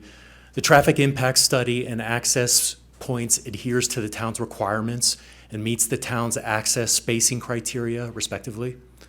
Vehicle parking for this development will exceed Parker's minimum requirements. As far as site fencing goes, the code does not require off-site fencing as part of the minor development plats review. And in a March 15, 2017 letter, the Douglas County School District supported approval of the project with agreed upon cash in lieu of land fees and per unit capital mitigation fees that Mr. Benish outlined. Staff is recommending approval of the Pine Bluffs filing number 2 minor development plat with the conditions as listed in staff's report. Just real quick, conditions A and B are the same conditions as listed in the previous staff report from February 21st of 2017. We are adding 3 more conditions to this approval. Condition C, that the site plan for the project is consistent with the HOA agreement, subject to the 2003 zoning for the property. D, the site plan for the project is approved prior to the recordation of the minor development plat and subdivision agreement and the effective date of ordinance number 1.495. And condition E, the property owner shall provide parkland in the amount required in the Land Development Ordinance Section 13, Spot 07, Spot 140. The parkland locations and areas, including the provision of public access, will be depicted on the approved site plan. So with that, that concludes my presentation. Thank you very much. Okay. Council, any questions for Ryan? I'll state in our packet, we do not have item E included, so we'll have to make amends as we. That is correct, yeah. Okay. All right. So with that, it's time for public comment. So here's how public comment works if you haven't had an opportunity to come down to a council meeting yet. I know we had 35 people at the last meeting testify on this item, so you've already heard this spiel. So for the new people who are here to testify, the way public comment works is this. You can see up above me, there's a little red numbers. I've got one across the side of the room there. Each person who comes up has 3 minutes for their public comment. You state your name and address at the beginning. Once you do that, I'll hit the button and it'll start rolling. Our Facebook Live feed can see the numbers up there, but they can't see them back there, but it's the same rolling through. You'll give your public comment. Just like in baseball, we have an on-deck circle. That on-deck circle is this wall over here. So if you want to give public comment, you're going to go ahead and come around this corner and wait on that front side here, make a line.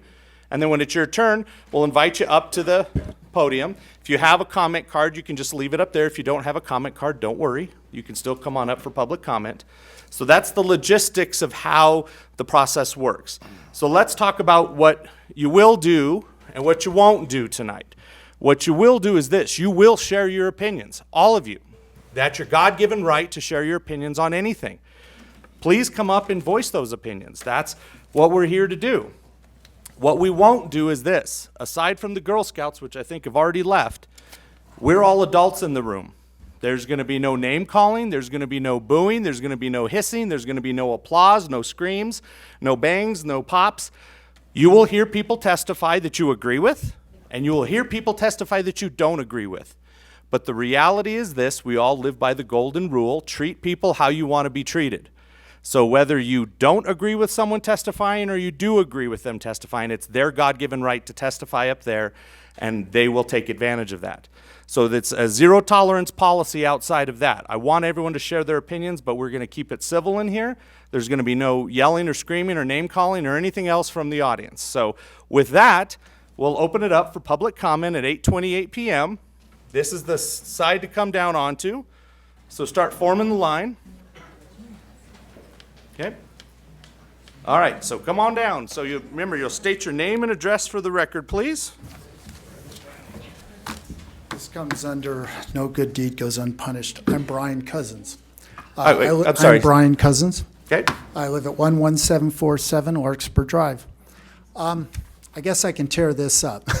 Had a statement prepared, but let me just go over a few quick things. What's been presented to you tonight, to the best of my knowledge, is accurate, with one possible exception, and that's actually what I wanted to address tonight. First of all, I'd like to say I'm very impressed with the developer. He was asked by the town to come and approach the community early, and he did that. We had meetings. One of the things we said is, look, as long as everyone's honorable, that we can agree to disagree. And to the best of my knowledge, it's been done in a very honorable method. What I think you're going to see from the neighbors, and they have been around since the beginning, because when I moved in 2002 into this neighborhood, I had already passed the first round of this development squabble, I guess. We did have a zoning application from Cobell, and I believe everything is accurate, with one thing that I do not recall, and that is the 10% overage over 10.5 units per acre. That one's new to me, and my understanding on inquiring about that was something one of the town councils had made an adjustment in lieu of something, and there was a lot of that for the entire parcels that you've discussed. That being the case, I want to say a little bit about my neighbors. This wasn't cooked up overnight, their concerns. They're not in my backyard crowd. Their concerns have been there all along, and really, I think it sums up with one possible explanation: is what is compatible development, not zoning, because we did the zoning part. What is a compatible development next to $500,000 homes? That's certainly, everyone's going to have their own view. And beyond that, I would say we have a lot of neighbors that have come in since these discussions. What I will say from Cobell and Company, we had extensive meetings. It's very accurate. We were in everyone's kitchens. They were in kitchens. I mean, we spent a lot of time on this project to try and make this reasonable. And all I'd say is, this is a tough one for everybody, but thank you very much for your time and your commitment. And I'd like to thank the developer as well. Thank you very much, sir. Next up. Now, I will say, one thing I forgot to say is that as you're giving your time, as you see the timer wearing down, to be fair for everyone else who hasn't come up yet to speak, when it gets to 0, I will interrupt you and say thank you very much and invite the next one up. It's not that I'm being rude, but it's just that we've got the timer in front of us, and we're making sure the next person will be able to come up. Excellent. So don't start my time yet, but I got a text from my daughter who's watching us on Facebook. She wants to know who's sitting in the mayor's seat, so. Oh, with it, yeah. Does she know who Curly is? How about Sloth from the Goonies? Baby Ruth? Congratulations on a successful event, Thank though. you very much. Very impressive. Thank you very much. All right. Name and address for the record. Jeff Toborg, 11765 Crow Hill Drive, president of the Preston Hills HOA. Mayor and council members, I want to address the 2003 agreement between Cobell, Preston Hills, and the town. This agreement set forth a working relationship between the land developer and our Preston Hills HOA board to work together to make sure that the concerns with the development were discussed in a formal manner and with the developer. This agreement, where consideration was made by both parties, documented in the letters on November 7th and 10th, provides evidence that Preston Hills HOA Board does have standing in this development and with the approval process. Preston Hills residents, in fact, have something of value to negotiate here, and that was obstruction of the mountain views, incompatible commercial land uses and excessive development. These meetings between Cobell and the Preston Hill HOA were formal, directed, and conducted in the presence of the town staff. The presence of the town staff is evidenced in the November 10 letter from our HOA board thanking Patrick Mulready for his facilitation, negotiation, and answering numerous questions. This formal discussion and negotiations did not repeat itself with the current developer in 2016 and 2017, making it rather arbitrary and capricious to the process. Our stated concerns and those shared by the town council at the February 21st, 2017 hearing, especially around density, traffic calculations, access points, parking, fencing, and schools, have not been addressed to the extent that we can see them in public record or through direct communication with the Preston Hill HOA board. Let me stress that the agreement in 2003, as clearly stated up here, called for 10.5 dwelling units per acre, not 10.5 dwelling units plus requesting an additional 10% variance to bring it to 11.43 dwelling units per acre, which is strangely close to the 12% that was negotiated down from. Councilman Rivera, I believe it was you that recognized in the last hearing and asked if there was ever a plan done without the granted variance to this. And I don't know if you ever received an answer on that. Also, I'd like to point out that the traffic was not contemplated anywhere in the 2003 agreements in either letter and has been raised as a safety and flow issue on this narrow, curvy, windy road that has not been addressed yet. The Preston Hill HOA board has no way to know whether the information supplied by Price Development was adequate to address the concerns raised. So we ask that this hearing be postponed until Price Development can modify its plan to comply with the original agreed to density of 10.5 dwelling units per acre, put forth a traffic study that's mitigated, and allow our HOA and neighbor the time to review the data, work with the developer on further mitigations around those areas identified, and come to a reasonable agreement, which was the case in 2003. Thank you. Thanks, Jeff. Next up. Jeff, I want to say thank you for sending us a letter today. I appreciate that. Name and address for the record, please.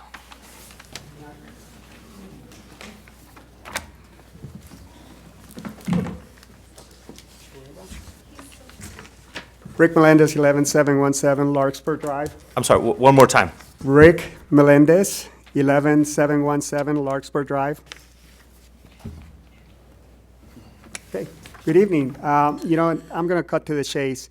I reviewed the traffic study that you were provided, and I have a lot of concerns with that. Let me go ahead and move this real quickly, but I actually took the time and did my own scientific traffic study. I actually set up a video camera and took a lot of hours of videotaping of Pine Drive and Tolman, so I could see that pretty clearly. My numbers, if you see, and I know that this is on scientific, I'm not a traffic engineer, but I can tell you, I'm seeing a lot more than what they're reporting. The numbers that I'm giving you, this is over an 8-hour period, different dates. It's not the same date, it's different times, different hours. I'm seeing a huge amount of cars that are passing on Pine Drive. The surprising thing about it is, there's over the 8-hour period, I saw 1,249 vehicles that passed. On top of that, 55% of those vehicles went onto Tolman Drive, whether they were either going eastbound or westbound. Tolman Drive was one of the main access points. Where were all those vehicles going? That's over 680 vehicles. Where were they going? They were not going into my neighborhood, I can tell you that much. So I don't know where the traffic study is coming from.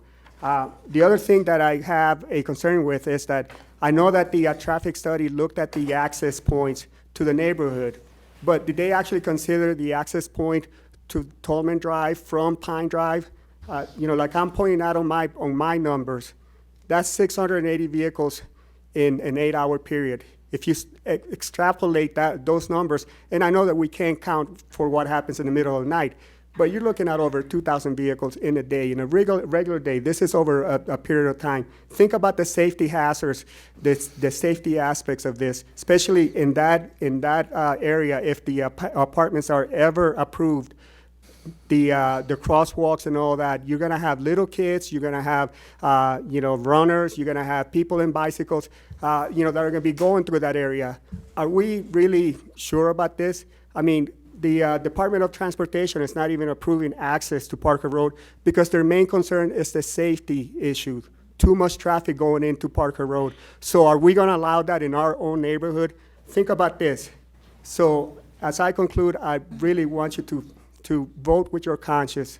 You know, vote for our community, for Parker, and vote no for this development. Thank you. Thank you, sir. Next up? Mr. Melendez, can I ask, can we have a copy of that to their traffic engineer, please?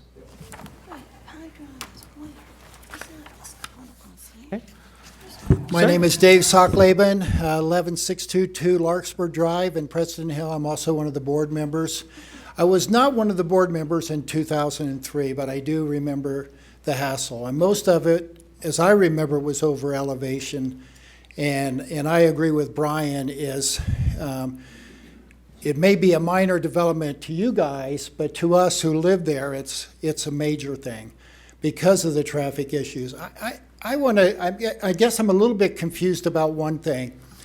If this is all about the correct zoning and everything zoned correctly, then why in the hell am I here? I mean, why are we here to present to you guys? Are your hands tied? Are we just wasting our time to be here? Or is there something beyond? I think there's something beyond what the zoning is. And I think it's highest and best use. I'm a real estate agent, and I understand and like to see development.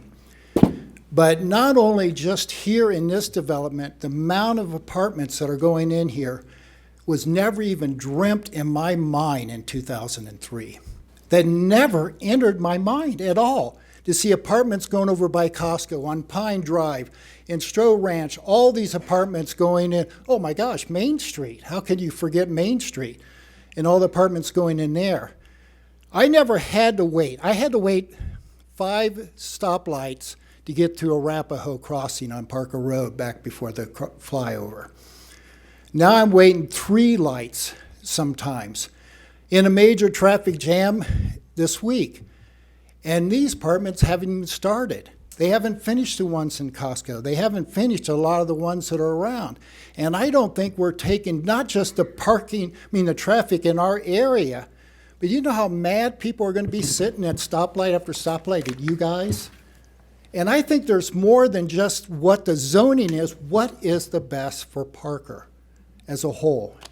And to me, this is not best for Parker as a whole. Will it affect me? Yes. But it's going to affect everybody in this whole town.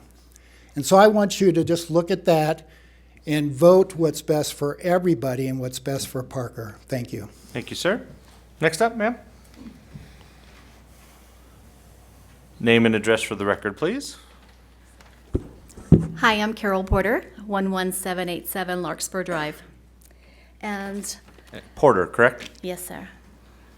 Okay. The reason I oppose this project is due to 3 concerns: density, traffic, and safety. I back to Pine Drive, and I've been sitting here all evening listening to their attorney over here talk about the 2003 agreements. Times have changed. Everything has changed in Parker since that agreement was made. Just like Steve just said, who ever imagined we would have so many apartment complexes going up in and around Parker? Parker Road is crazy. And if you live here, you've got to know that. We're not just making this up. It's the truth. And then these gentlemen over here just got done saying that there's going to be a 32% increase over what they said last time, mainly because of schools going up through Tallman. But then there's only going to be 5% of that traffic coming up Tallman Road from that 32% increase. I guess I didn't get the numbers, but who's to say that only 5% of those residents in that project are going to use Tallman? I can't believe that. That's a major throughway going to the schools and outside to Hilltop. It's going to be crazy. My house backing to Pine, he said the majority of the traffic is going to go down South Pine. That's where I am. And I have a split rail fence in the back of my house. It's already loud. It's already loud. What are we going to do? What are we going to do about the noise mitigation? What are we going to do about more pollution to my house? What are we going to do about the added traffic and safety? Coming up Tallman, I know someone brought it up last time we were here, how it, when you come up Tallman, there's a blind spot, and I mean, it's a major blind spot. So when I'm coming out of my street, Larkspur Drive, to make a left going west on Tallman, I have to really be very careful. Does everybody agree with me on that? You've got to be super, super careful and nose out a little bit because you cannot see a car coming up on Tallman. Add another 1,600 cars to that, oh, well, maybe 5%, 32%, whatever make up any number you want. I don't care. There's going to be increased traffic. That's a fact. And we've got kids, and that's where those bus stops are, right on that corner. So please, please think about the personal part of this, not the money, not these people here. Think about us, your voters. Thank you. Ma'am, or next up?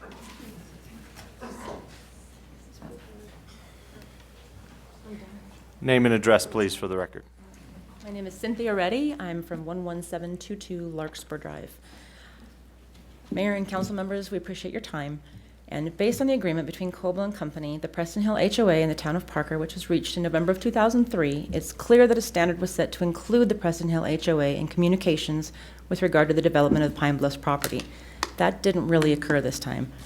If you read the letter dated November 7th, 2003 from Coble to Preston Hill, you will see that it states, this letter is intended to formalize our agreed upon conditions.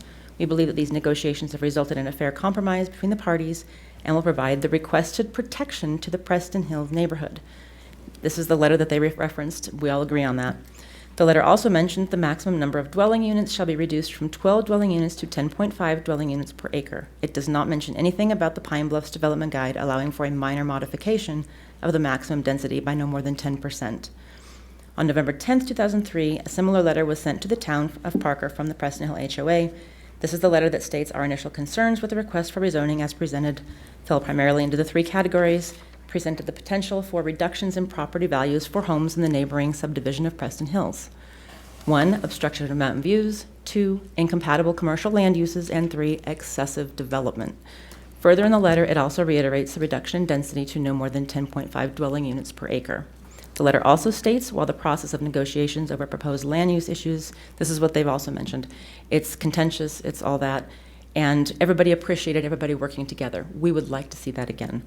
Not only was the Preston Hill HOA not included in the initial discussions about the current proposal for the property, they also were not notified about the letter from the applicant received by the town back on March 13th asking to reschedule the continued public hearing from July 17th to tonight. Because of this proposal, it's the first of its kind in Parker to try to build 255 apartment units right next to an established neighborhood of single-family homes. We urge town council to please reconsider this request. We do not need to increase density and traffic, and we definitely do not want to decrease safety. The homeowners of Preston Hill have made what is most likely the single largest investment of their lives by buying a home in our neighborhood. Many of us did so before the zoning was modified back in 2003. Please help us maintain our property values and investments, which in turn will help the entire town of Parker.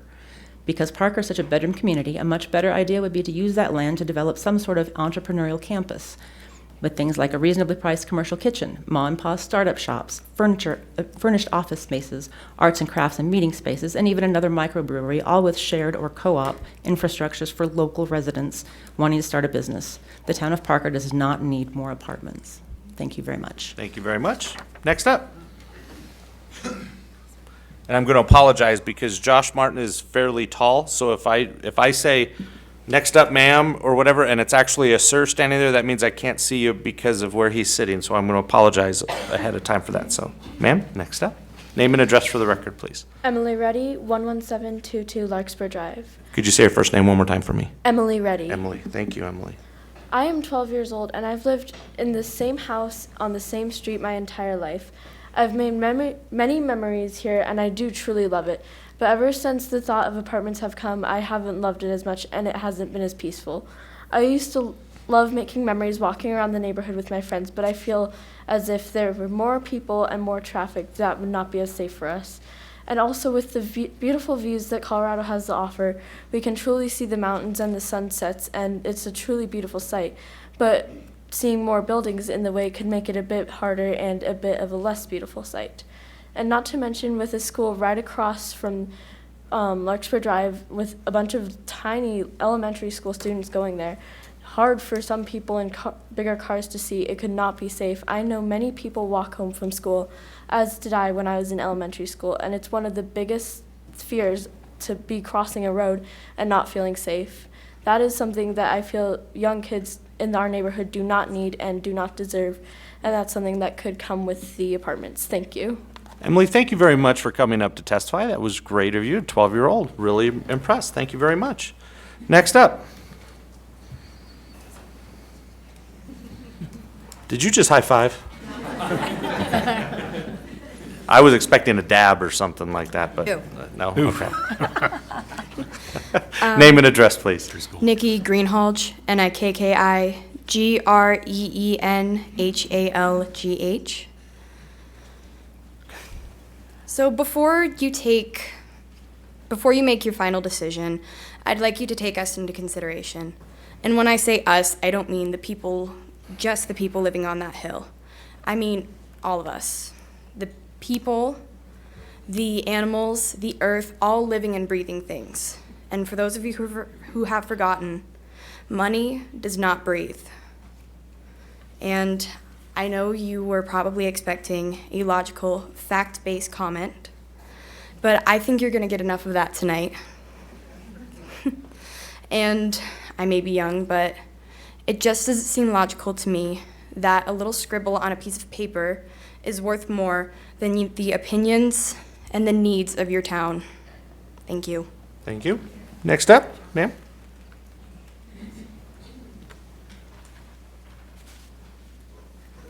Name and address, please. Teresa Greenhalgh, 11650 Crow Hill Drive. That lovely lady's You're mother. Nikki's ride? I am Nikki's ride. Go ahead. I'm up here like everybody else is to oppose this being put right there. It's a horrible, horrible spot for yet another apartment complex in Parker. We don't need it. The town doesn't need any more. I'm very naive, came from a very, very small town that never changed. So when we came out here in 1999 and I went, Highlands Ranch, no. And we got into Parker, and the furthest subdivision out that I felt like, and we were breathing, we're like, okay, this is nice. And then within 1 year, 7 traffic lights between me and work within the first year that I lived here, and I went, oh God, no. And it's gotten worse. The traffic, the infrastructure through that area can't handle that apartment complex. It just can't. The safety is a huge, huge issue. Like everybody keeps saying, there are kids. That blind spot that she was talking about is terrible. I have grabbed the dog and the child and trying to cross over there. You sneak out and peek, and then you run back in because the cars come flying around that corner. There's got to be a better use if we have to do something with the land. Oh, sorry, one other point I wanted to ask. Mr. Coble kept talking about all this money that they'd already paid to the town, and this was paid to the town, and they did this, and they did that. What does Hess Drive have to do with that subdivision or that apartment complex? Absolutely nothing. That apartment complex is nowhere near Hess Road. That will have no effect on the apartments at all. So, in conclusion, please, please, please, think about this. Think about it as if you were living there. And that was your backyard, those are your kids, those are your streets, and that's your smog coming in from all that additional. I mean, Hilltop's gotten bad enough. Now we're getting boxed in between Hilltop and what will be the new traffic on Pine. Thank you. Thank you very much. Sir, next up.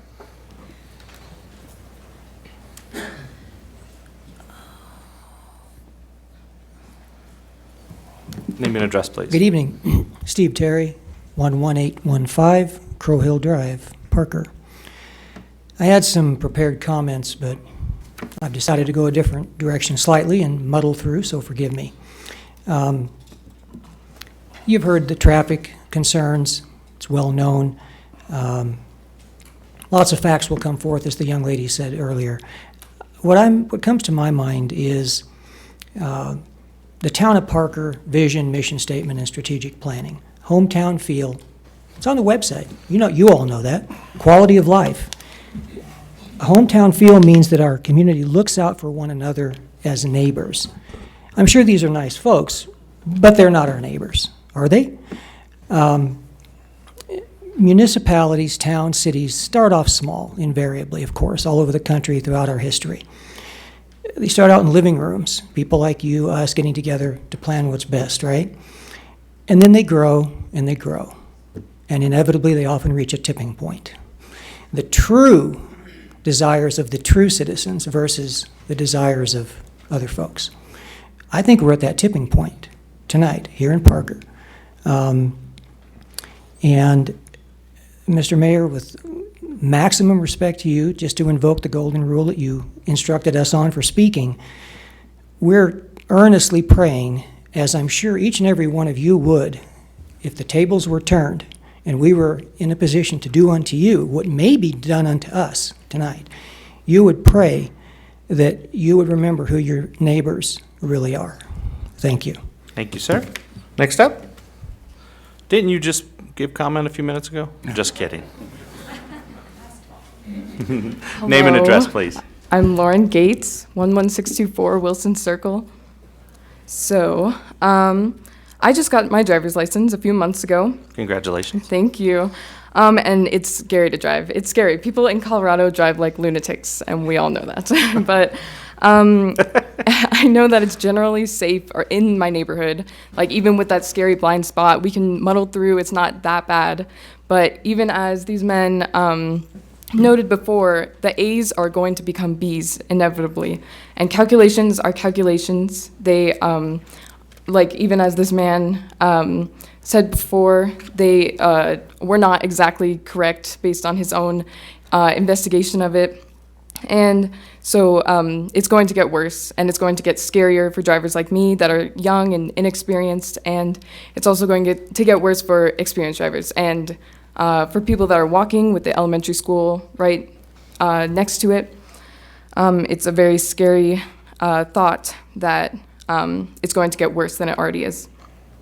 And so also, just a side note, I know it might sound silly, but knowing that the apartments will be built, I always take that Pine Drive Road because I'm scared that it won't be safe for much longer and I can enjoy it while I can. And then also, so the reason I oppose the apartments is due to three concerns: the density, traffic, and safety. Everyone loves Parker just the way it is, and we don't need a change, especially one that is as dangerous as this one and harmful. It could be because I'm only 16, but I cannot understand for the life of me why we are discussing this still. Clearly, no one here wants these apartments, and I guess we didn't make it clear enough last time, but thank you so much for your time. Thank you. Mm-hmm. Sir.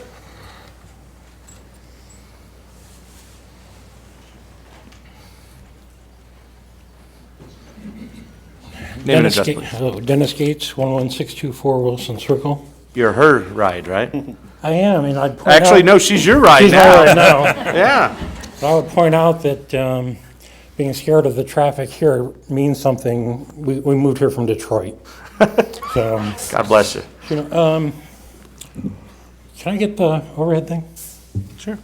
Carol, would you turn the... I wish the developer hadn't just left. Nope, There's a lot of, Mr. Coble. All good? Yep.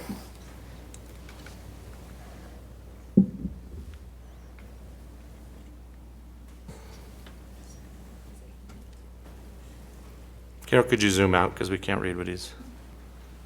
I can't read it.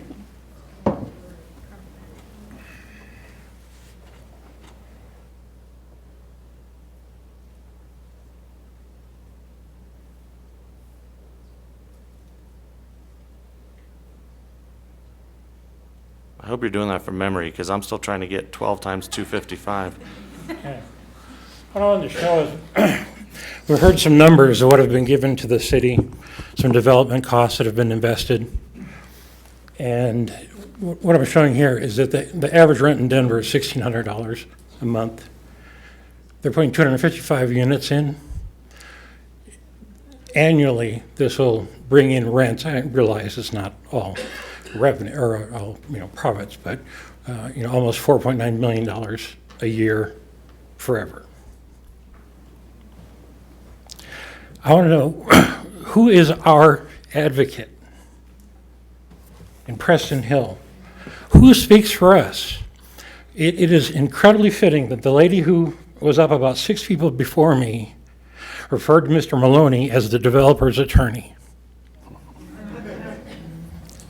That's exactly like what I felt it was like tonight, as he was scolding you on what you're allowed to do tonight and what you have to do tonight.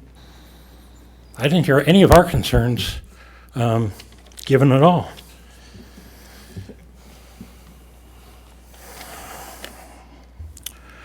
We talked about the $3 million road development on Heston Hilltop, which doesn't touch this development. It was brought up earlier. It's all going to have to go on Pine Drive. So we had a traffic study done in June, which showed we'll mark that up 33% to account for schools. I don't know if anybody has lived in America very long, but during the school year, once you start about 7:30 in the morning, sometimes 7, and look at the carpools, they run, that hour is crazy. You can't just dismiss that and say, oh, 33% will bump it up. I don't buy that. I don't think that number is valid.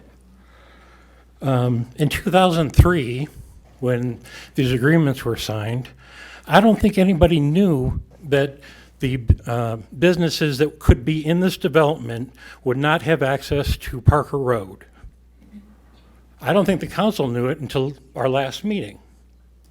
So here, we're being held to an agreement that was made in 2003, and now it's not a tire store. Oh, well, we already have 3 tire stores. So I'm just going to ask, we need an advocate. Thank you, sir. Time's up. Next up, sir.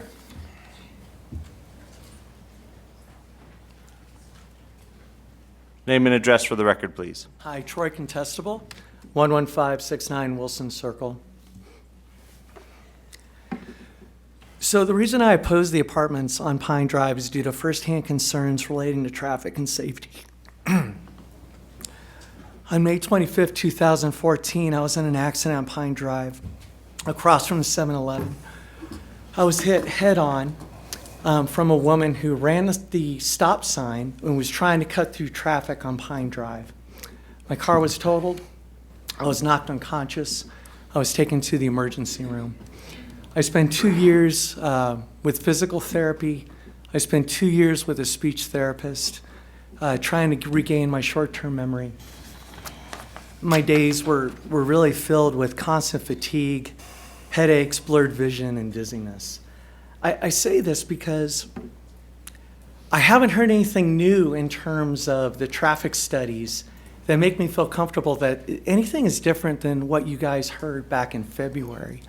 I mean, my request of you would be to have an independent traffic study, something that's not paid for by the developer, but really looks at this. Because, I mean, even if you listen to the comments tonight, based on our analysis, 5% of people are only going to go up through Tallman. Well, guess what? If you're sitting at a light trying to get down by the 7-Eleven, and you can't get through there after 3 or 4 rotations, well, you're going to go up Tallman to find another route to get out of the neighborhood. That's just common sense. So I find the findings completely flawed to begin with. For me, and I'm hoping tonight that you all truly listen to us and not just wait to talk. Because as we heard for 15 minutes before we all got a chance to talk, it feels like the deck's pretty stacked. These guys have already invested $3 million. They've done all these things. You really owe them this development. When I'm looking at it and I'm saying, when you drive on Parker Road into town, that's like one of the last open spaces you see before you hit downtown. Do you really want to screw it up because you can and slam some apartments in there that, by the way, even looking at their pretty graphic, it's going to look horrible. And guess what? You're done. You don't get a redo. That's it. That's all that's going to be there. So I asked the council to just look at us and then also consider you got out-of-town developers from Kansas City that are more concerned about basically collecting rent and making a profit, and I don't begrudge them that at all. I'm not opposed to apartments. I think that this is the wrong location to try to put the apartments there. And again, around the traffic and safety, I don't see that going away, and I would just ask that you take a little bit more time to consider that. Thank you. Thank you. Next up, ma'am.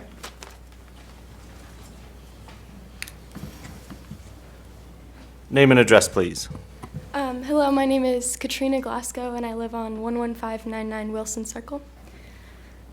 So I've already said this before in like the last time I was at this meeting about the buses and how they're overcrowded.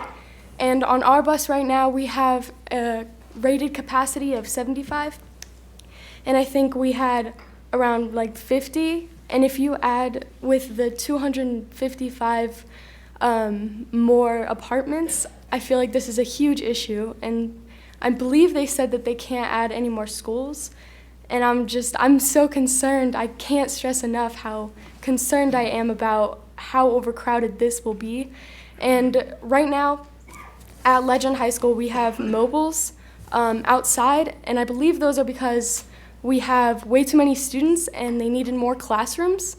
And since, I mean, we already added mobiles and like the whole school, and if there's no more schools being built, then where are we going to put all these new kids coming to this, well, from these apartments, going to those schools? And I guess I just need a little more information, maybe, I don't know, something like better, I guess.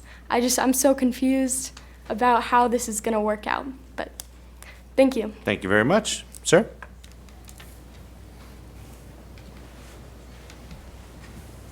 Oop, I hit the wrong one. There we go.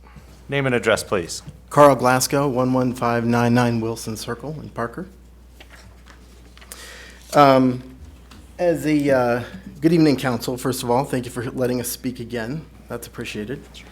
You know, one quick thing I want to point out right away is that the developers have talked about how the Preston Hill homeowners worked with them extensively to come up with zoning considerations, that sort of thing. We were there during that part, not on the board, but we were part of that original conversation. We've been there since 2000. And we came up with all those things to fight apartments at the time. And what was pitched to us as the development, the intended development for this land, was a much, much lower density housing project, high-end townhomes or townhomes and houses or something along those lines. So we were satisfied that this was the result of it. And the reason you see all these angry people is that that never started. Years later, oh, let's put apartments there again. And that's why you get this reaction after we've negotiated this. It's sort of it's a switch in intention.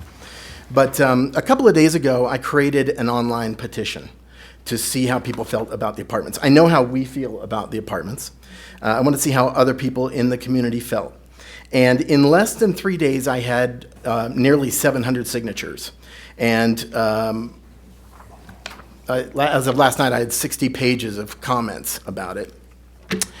And the support for the petition grows now. Someone was checking earlier, it's still ticking up the whole time. And the reasons that these people do not want this project vary, but many feel that it creates congestion in a town that's already congested, that roads and other community infrastructure have not been scaled to meet the needs of all the explosive apartment growth. They complain about an increasing traffic, safety concerns, the utter loss of the small town feel that brought so many of them here to Parker in the first place.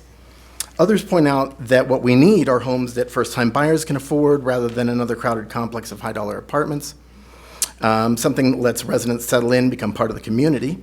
Or they point out that our high classrooms, or high school classrooms or bus transportation are already buckling under the strain. And they'd like to see more small business or well-thought-out plans that help restore Parker's sense of community. These people are frustrated, and they don't. They worry about the direction that the town is taking, and they don't believe that you're listening. Some have been here for decades, others only a few years, but the changes that projects like Pine Bluff's proposal bring in aesthetics and congestion are a stark contrast to what they fell in love with here. They often use words like overdeveloped, crowded, ugly. Some even feel that moving away is their only recourse. So what I'd like you to do is to think about what fits in with Parker's character tonight. And we'll see beyond this room, there's a lot of people listening. Thank you, sir. Next up, young man.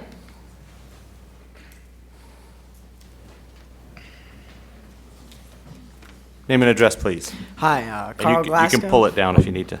There you go. There you go.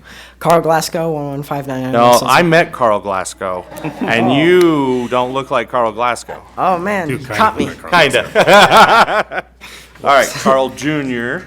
Do you ever the go by fifth, Junior? yes. The fifth. Holy cow! Yeah. At least you got a Carl. My dad's Earl Cornelius Wade III. That's like his.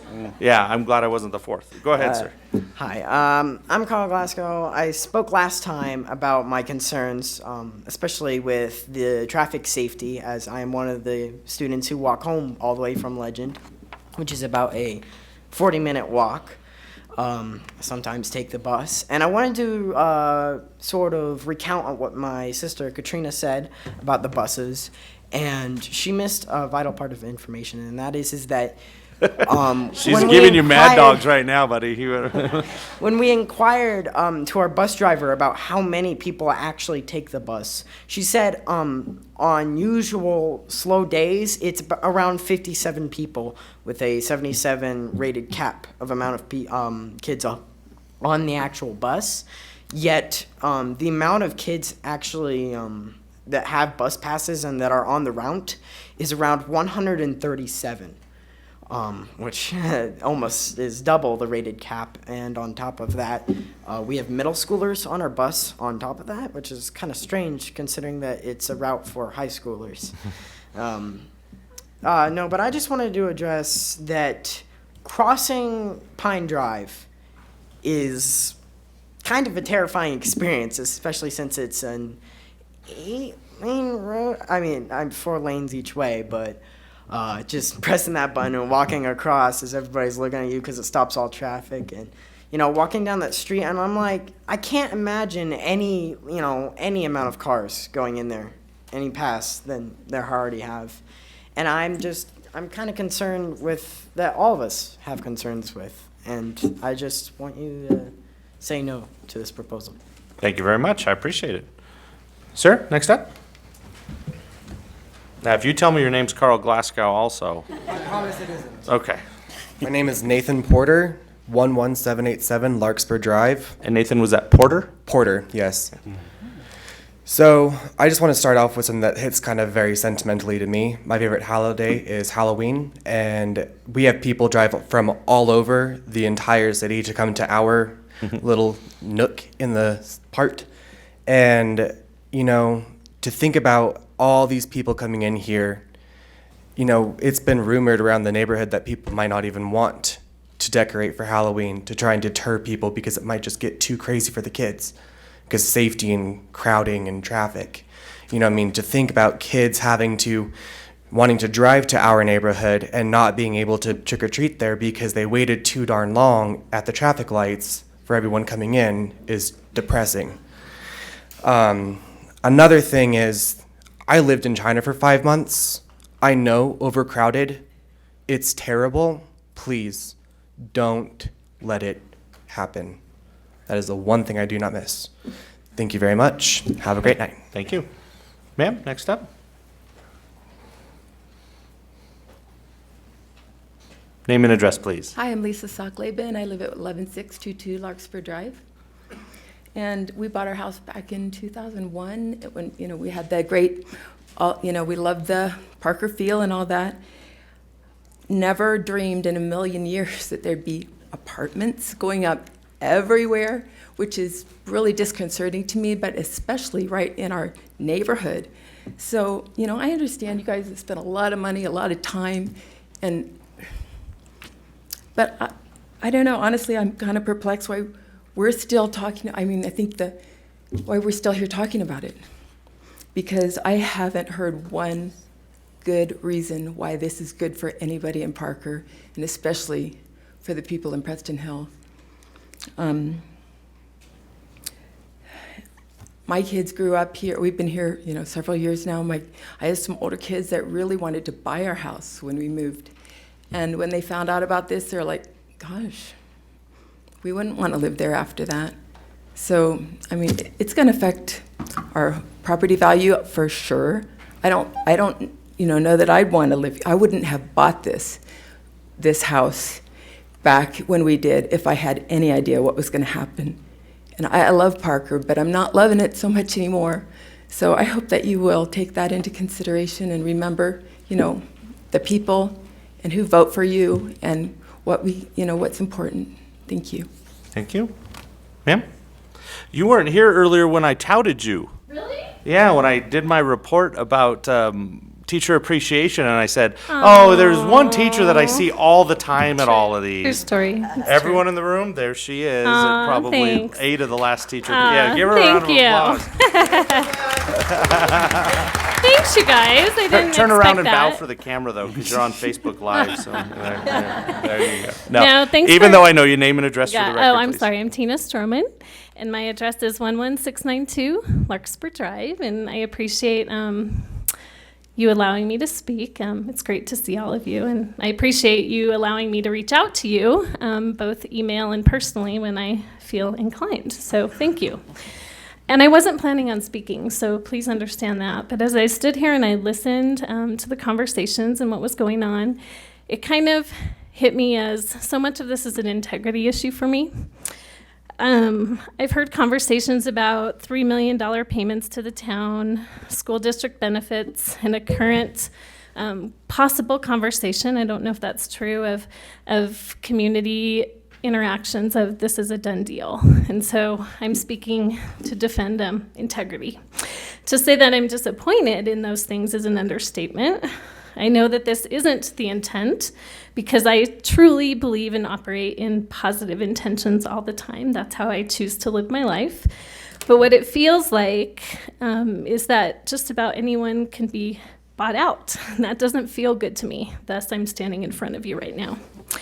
Town Council, I'm pleading with you tonight. Parker has enough apartments. I think that's a big theme here this evening. I guess what I want to do is challenge you as a town council to take any eligible land that's out there that can be developed and think about rezoning that to eliminate any multi-home housing options. We have a lot of it. The challenges that it brings will define and identify our community in the future. I really do believe that. And I thank you for considering that challenge. Thank you. Thank you, Tina. Next up, sir. Name and address for the record, please. Yes, sir. Chris Stubbings, it's 11573 Wilson Circle, Preston Hills. And the last name one more time, sir. Stubbings. Okay. Okay. I am actually one of the homeowners that was present in the 2003 city council meetings that we had and with Coble and so forth. The meetings that went on and the city council meeting that went on, I had a little different perspective of it. I understood this to be a system that was going to be placed, that it was going to be a multi-use property, not a multi-family property. And apparently, with all the resources that you have here, it looks like that was not the case. But what we took out of that meeting is that it was supposed to be a specific reason why we got this, and the city council went forward with it, was to have this as a multi-use, not multi-family properties. I know that all you have to do is reach a certain amount of, and the number is what, nine things that you have to meet to get the project approved, and that really doesn't do much or weigh much on our concerns. So I guess we're turning to you to try to get our concerns voiced, and hopefully something positive can come out of it. I know that there's going to be a few of these floating around, so if you see them, you'll know that they're out and about. It is quite impressive to see the amount of people that the city has and the amount of time they've taken to help a private contractor get his projects through. I know that this was a short notice meeting. I don't know if it's money related, but the short notice meeting was something that I think that we should be allowed to have the same courtesy, and that is to have the extra time to prepare, which we did prepare as best we could in the short time that was allowed. So again, those number of things, besides what everybody else has said, that, you know, I hate to see the school took a buyout, basically, took a money buyout so they could say that they got their, you know, the schools are behind the project, which I find hard to believe, but I guess money talks. So anyway, if you can do the right thing, and that right thing would be to not let this project go forward, or at least have it so we can have some time to prepare and address some of the issues that were brought up tonight at least. Thank you. Thank you, sir. Next up, ma'am. Name and address, please. Sure. Shannon Milker, 11582 Larkspur Drive. Anna, could you say your last name one more Sorry, time? Milker, M-I-L-K-E-R. Sorry, I'm nervous. Oh, you're fine. No need to be nervous. Anyway, I'll start it with, I also oppose the apartments due to the density, the traffic, and the safety. Preston Hill is in a very interesting location, with Tallman Drive being where it is, because it's a very steep hill, and in the winters that can be very tough on everybody to even try to go up the hill to leave the neighborhood.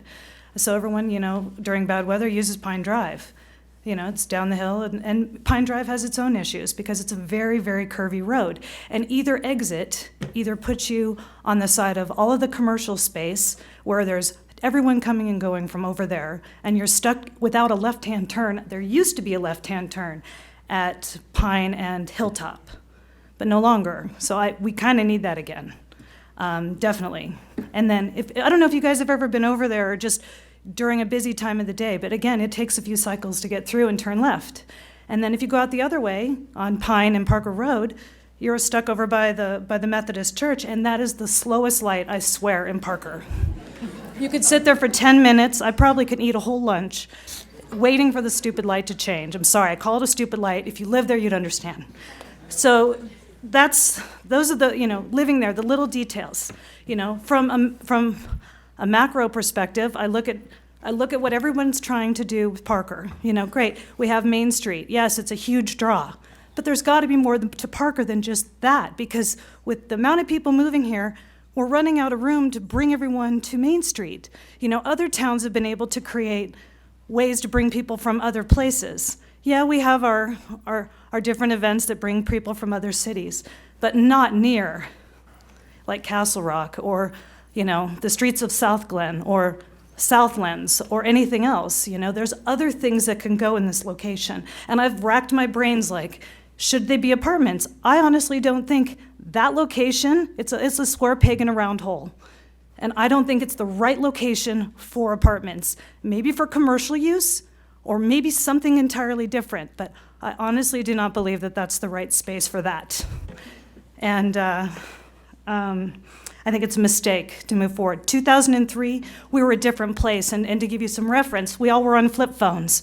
You know, look where we are now. I mean, a lot has changed. You know, yeah, this was done in 2003 to change this filing over to be what it is, and now it doesn't work. It doesn't work. We're too busy. That road and what's there, it's just not a good place. So that's what I have to say. Thank you very much. Thank you. And you know, I still have a flip phone. No, I'm just kidding. Just teasing. My Ma'am? dad does. If anybody did, we know who it would be. Yeah. Name and address, please. Hi, everyone. I'm Jamie Pichot. I live at 11705 Crow Hill Drive. Before I start, it would be great if the rest of your partners in Quebelle could come back in the room. We gave you the respect of listening for, I think, a heck of a lot more than 3 minutes. So I hope that council actually noticed or made note that some of them have stepped out. I don't know if they're scared or bored. Don't know which, but it would be great if everybody gave us the same respect we give you. I've lived in Parker 10 years. I've lived in Preston Hills since July, so we're very new to the neighborhood. So learning about all the 2003 facts were interesting. I think the start of the meeting was a bit sour with Mr. Maloney.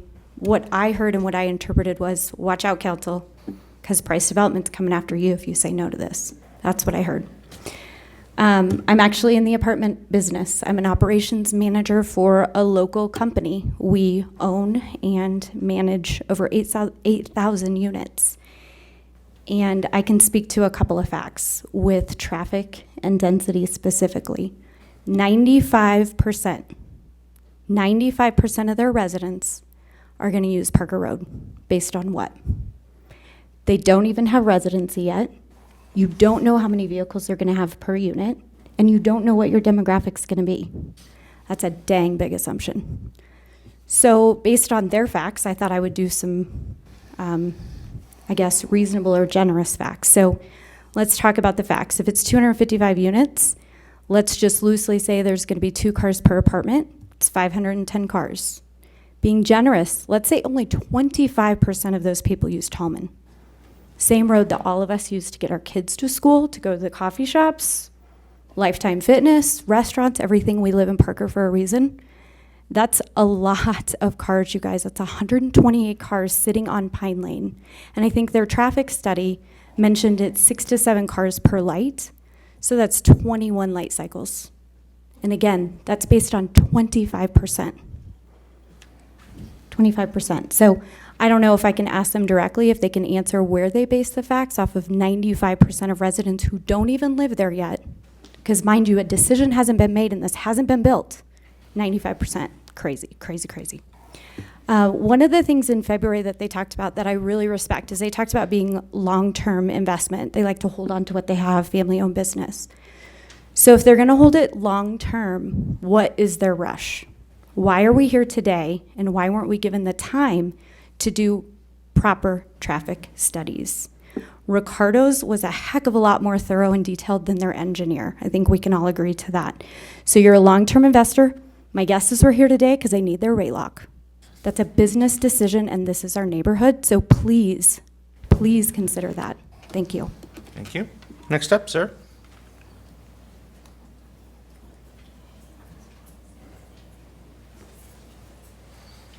Name and address, please. Robert Tennis, 11646 North Donnelly Drive.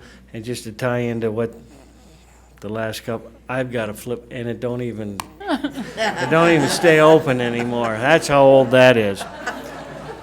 It's not really a flip then if it doesn't stay open, though, is Well, it? it's a flop phone. It's a flop phone, yeah. There you go. Come on, you ruined my punchline, John. No, my kids keep telling me, you got to get it. It's like it's a phone. It's not a computer. I was on council from 95 to 02, so I wasn't a part of this. So right off the bat, I'm going to say, obviously, I oppose this because, just like everyone else has been saying, we have the apartment thing has just gone crazy. And I don't think it takes into consideration. I work in Commerce City, not by choice, but at approximately Vasquez and 270. So you can only imagine what my drive is like every day coming home. But I can honestly say the longest part of my trip is from Bronco Parkway. I get off at Parkland, which is where the Conoco is there, right across the AutoZone. That 3 mile stretch is the longest part of my drive. And it's only going to get worse because of all these apartments. Now, I understand I came here wanting to rip some tail, but after Jim's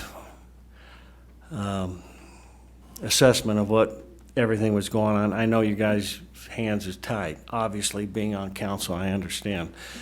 I mean, I wouldn't have been a part of that agreement to begin with. So one thing I would suggest to the developer, and I've lived here, everyone's complaining about not in my backyard. Well, all your houses are in my backyard. You know what? We used to ride horses and the whole thing. There was nothing out here 50 years ago is when we moved here. So I have little tolerance for that. But shame on me, having been a part of this council at one time, for not paying attention to what was going on here. Shame on everybody else for waiting till the last minute.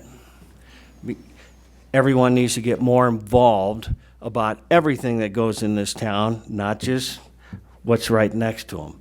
I encourage everybody to do that. Get on their website, pay attention to everything, because everything involves and impacts what we do. That's all. Thanks, Rob. Appreciate it. Next up, sir.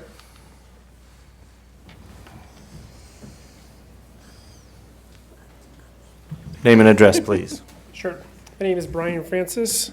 I live at 11785 Crow Hill Drive. I am on the HOA board. I'm the vice president. I moved to the community back in 2007, so I wasn't a part of the original agreement either.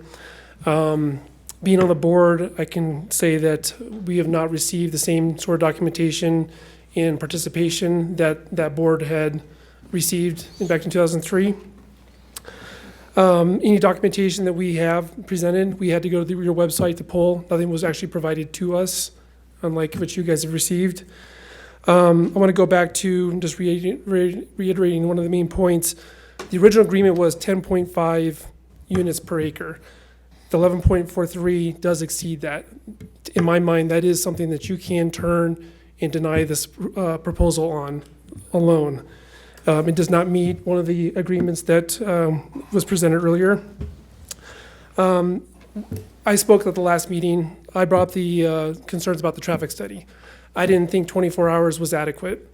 You guys seem to agree, because that was one of the points that you guys mentioned about getting more documentation on. I would like to put this up, if possible, please. This is what I found to be the updated traffic study. Really? That provides a lot of clarity. It doesn't give me information. I don't know if it provides you guys with the information you were looking for. So the other thing I wanted to point out is, if you actually look at the date of when this traffic study was done, this was over spring break. That, in my mind, is a flawed day to even do it. And there's a lot of people out of town in the first place. Schools aren't in session. I don't know what time the study was done. I mean, if it was done 9 o'clock, 10 o'clock, you're not hitting the bulk of the traffic. So I don't have adequate information about this traffic study. I don't know if you do. One thing that was brought up about the main exit point being off of Hilltop and Pine Drive, something that wasn't in consideration is that alone 7-Eleven and the Goddard School creates a lot of traffic right there trying to turn left onto Hilltop. There is a turn lane, but there is no turn light. There's a lot of people coming across the street going south to get to the Goddard and to 7-Eleven. And so cars cannot actually turn left there. There was no mention of any modification to, they're talking about changing the lights, the timing, but that does not take into account the lack of a turn signal there, a dedicated turn signal. Also, with the math that was done about the parking spaces, if you guess that there's probably going to be 2 cars per unit at the 500, they're proposing 388 parking spots for this development. Where are the other 112 going to park? So I just ask that you guys take your time and delay this until you get all the information that you need. Thank you, sir. Next up.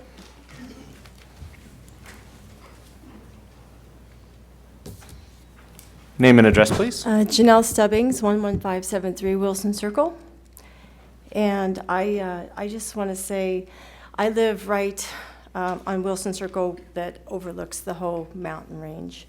And the privacy issue, having all these apartments looking into my backyard is a real issue. I know that I've heard the kids say that they're not going to want to sit out in the backyard, and you know they're concerned about people hopping the fences and the animals, and I just don't understand why there's so much space in Parker that's disappearing quickly. Why on that one little piece of land where we have beautiful homes, Preston Hills is a beautiful little community, why you want to destroy that? I mean, you're so focused on Main Street. You know, you've got a tunnel vision. Well, let's do this about Main Street, Main Street, Main Street. Why don't you think about your community and what people want? I mean, yeah, Main Street's great, but Main Street's what, 3 blocks long?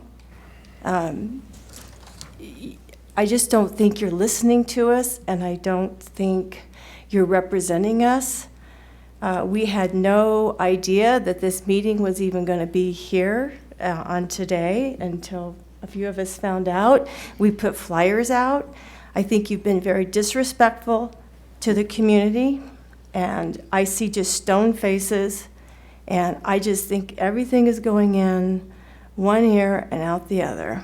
And we put you up there to represent us and to take care of the community.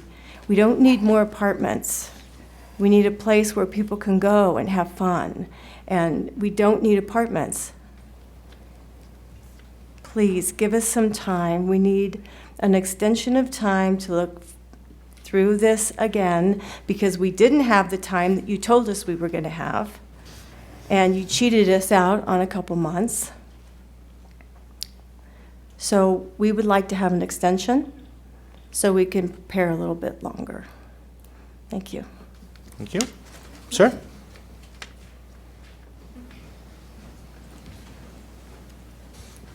Put your flip phone down. No, I'm just kidding. Name and address, please. Brian Staley, 11812 Larkspur Drive. First, I want to say thank you for giving me this chance to come up and address you all on this topic.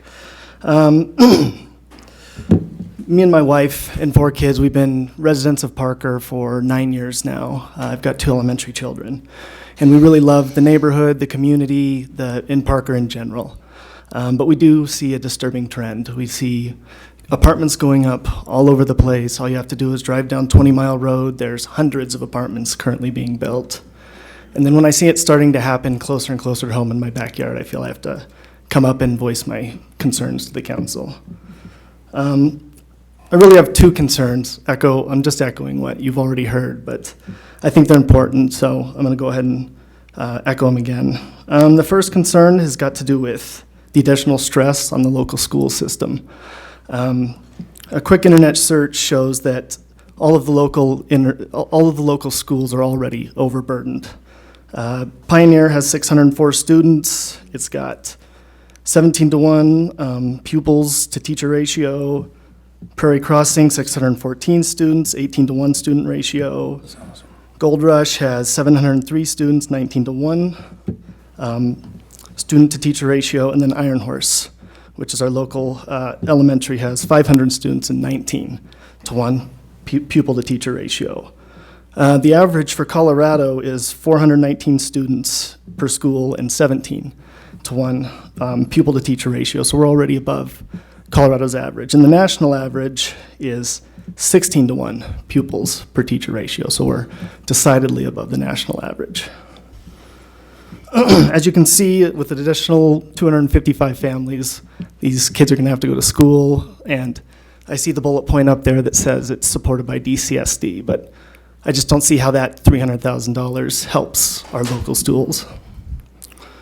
The second concern has got to do with the egress plan that has 3 egresses onto Pine Road.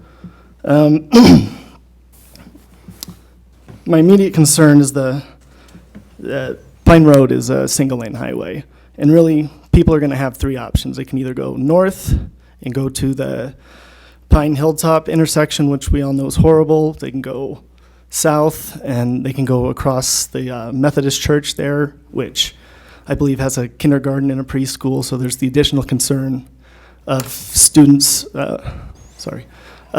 safety, or they can go east and go right through the heart of our neighborhood, none of which are a very good option, in my opinion. In conclusion, at the end of the day, I don't think this proposal is really going to have much benefit. I think at the end of the day, you're just going to have frustrated citizens in Preston Hill, as well as frustrated citizens coming out of Pines Bluff too. Thank you. Thank you, sir. Next up. Name and address for the record, please. Todd Hendricks, 21351 White Ash Court, Parker. What a night. I'm not really a fan of apartments. I do think we have a lot. I prefer condos or townhomes, an affordable housing world. But I also live in a world where private property rights and contracts exist. So what do? I hear a lot of concerns and complaints, and I understand them all. I'm gonna give you a solution for this project and other projects. If you don't want apartments, pull your money together, get your HOAs together, buy the land yourself, gift it to the town as open space. That's all. Thank you. Next up, ma'am.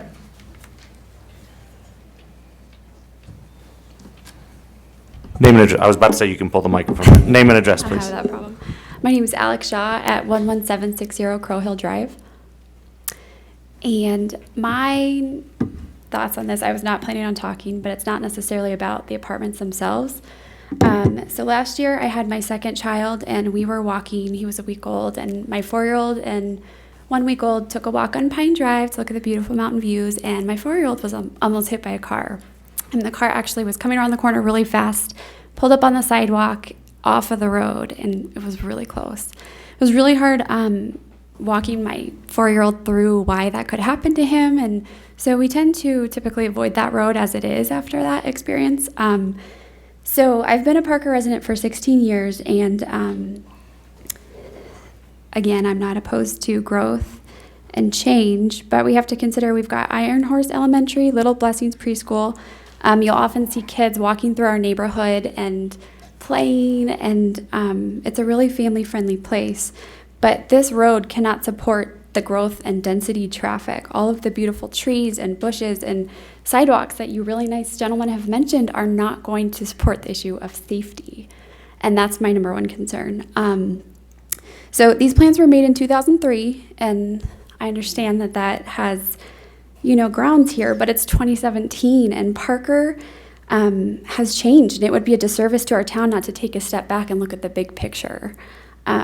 I'm an advocate of change and growth again, but I ask that you think about Parker today and the future of Parker, which is our children. And apartments do have a place in Parker, but just not here. The only other thing that I wanted to mention is I do a lot in real estate, and in terms of low inventory and comps and stuff, this is going to take a huge hit on our neighborhood, and not only our neighborhood, but the surrounding neighborhoods, including White Ash Court, and it's going to happen because there's really not a whole lot of homes you can pull from. So I ask that you consider that as well, because that takes, it matters a lot to our community. So sorry for the choppy thing, but I had to talk, so. Absolutely. You still got 54 seconds if you want to add anything else. I'm going to go have a glass of wine. I just hope that you take all of that. Oh, come on, into no fair. consideration. Come on, you can't drop that and not share. All right, thank you very much. Next up, ma'am. Wait, you just went back to your seat. Does that mean you have wine at your seat? No comment, right? Ma'am, name and address for the record, please. My name is Annie Williams, and I live at 11742 Larkspur Drive. My husband had the large beard last time, and he's clean shaven too now. Did he do it for the same reason? He didn't do it for this. He didn't do it with us, did he? No, he is seasonal. He's seasonal. His came off, and then it snowed. Beards are forever. They're not seasonal. No, I'm just. No. So yeah, he couldn't join us today. He's up in Alaska. He was afraid I was going to tease him about not having a beard, right? Probably. The people who've never been to a meeting before have no idea what you're talking about. My beard was like 6 inches long last week, so. Go ahead, ma'am. All right, so I'm just having an experiment here. This is, and I don't know which way to put it. My phone. Do you think you can zoom in that? Mm-hmm. Oh, there's any glare.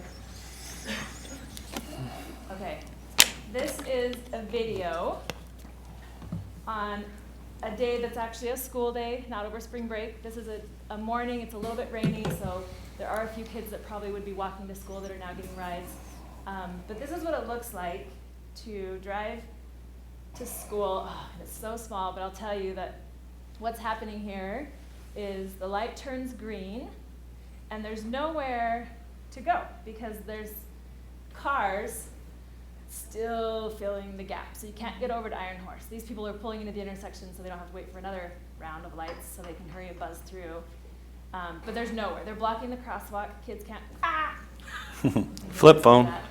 They're blocking the crosswalk so kids can't get over the lights. My kids are saying, Mom, go, it's green. Mom, go. If I had the volume on. I can't go, there's nowhere to go. This is what happens in our neighborhood in the morning to get to school. We have to wait. And it wouldn't really matter if you made it the light green longer because there's nowhere to go That's the reason we can't go through the light, is because there's nowhere to go. Too many people are turning in to go to the school in other directions. And this is the headache that we get from 144 people living in our little neighborhood. So I find it comical in a way that we're having 255, which is over the 10% agreed upon in 2003.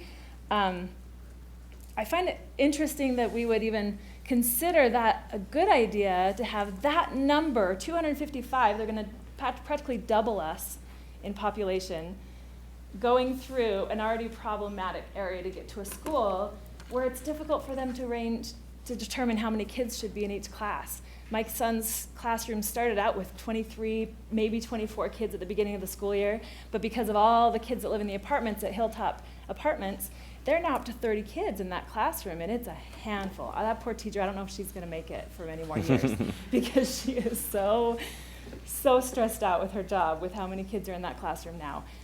It's really hard to predict classroom size with so many people in apartments. It's really hard for me to understand traffic studies that say only 5% people will take this route when it's the fastest route to the elementary school.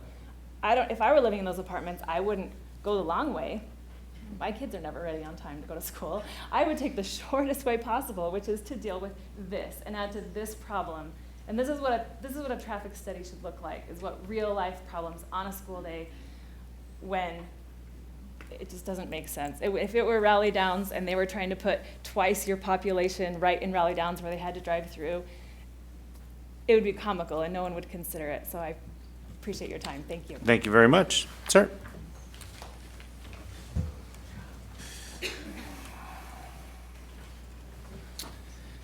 I'm just impressed that your friends didn't start texting you when they saw that you were online putting your phone up there, because if I was I'd have been like, hey, what are you doing? And just let it start going. Sir, name and address for the record, please. Yes, Kalani Napoleon, 11697 Larkspur Drive. I just want to support all my fellow neighbors in the opposing of the apartments in the location of, Pine Bluff. Parker is growing, we understand that, but I just want everyone to really focus on the character of the town. And just because they can meet the 6 requirements, it's not about character that they're coming to do. They're here to develop in many other places. But we're going to have to fight in Preston Hills to go to Easter egg hunts in O'Brien. My wife and I have a 3 and a 2-year-old. And we have to consider going to Castle Rock because, it's too packed to get into the parking lot at O'Brien. So we ask that. I know that they discuss and they meet the requirements, but the safety of our children are at risk. And we ask that you guys relook at different locations. Someone came up earlier about temporary parking off Pine. There's other places in Parker. We just ask that you please listen to us. And I just want to thank everyone here to support Preston Hills. Thank you. Thank you, sir. Ma'am?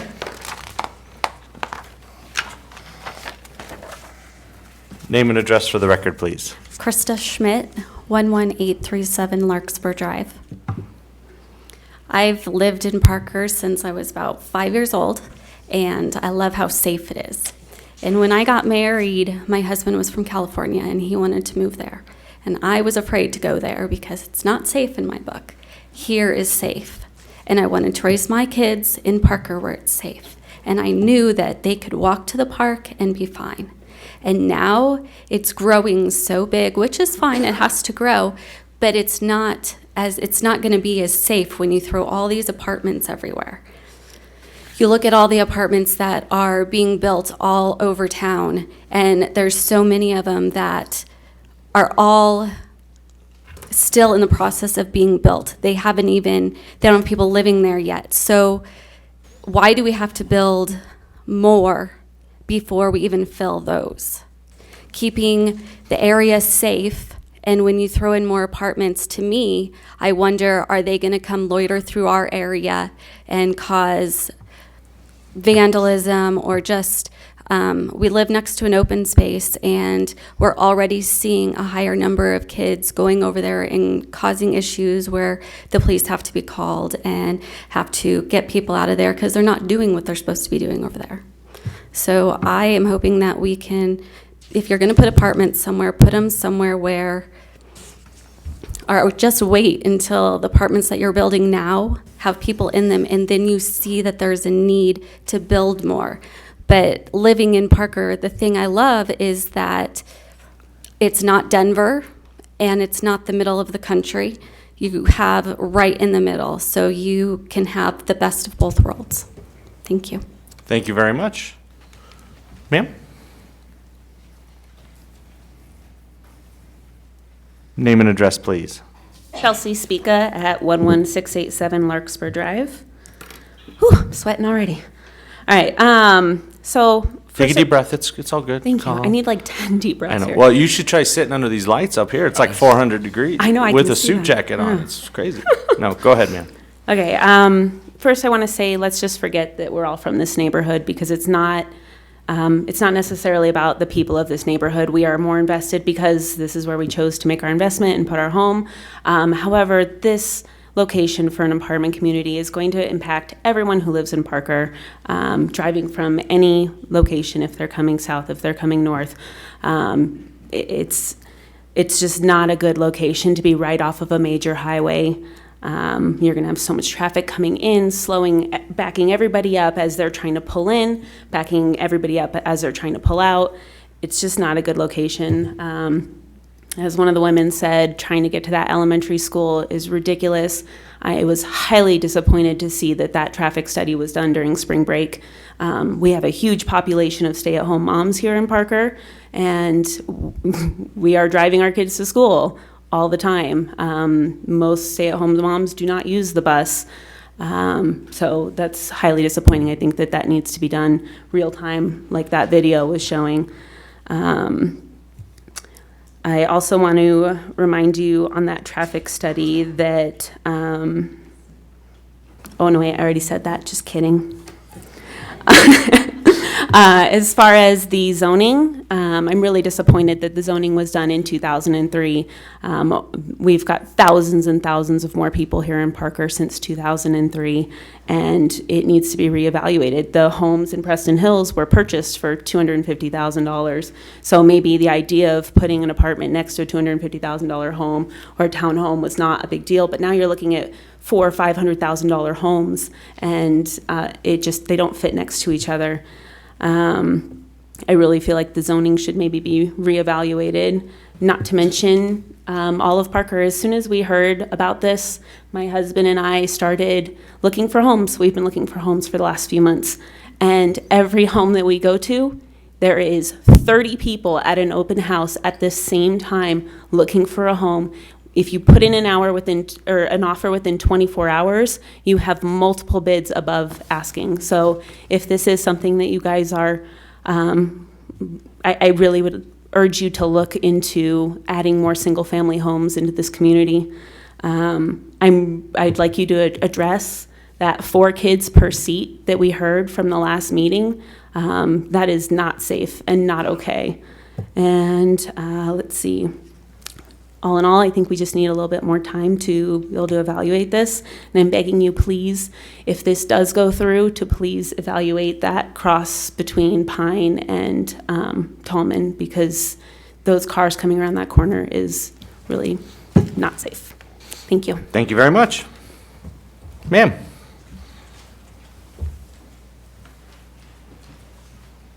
Name and address for the record, please.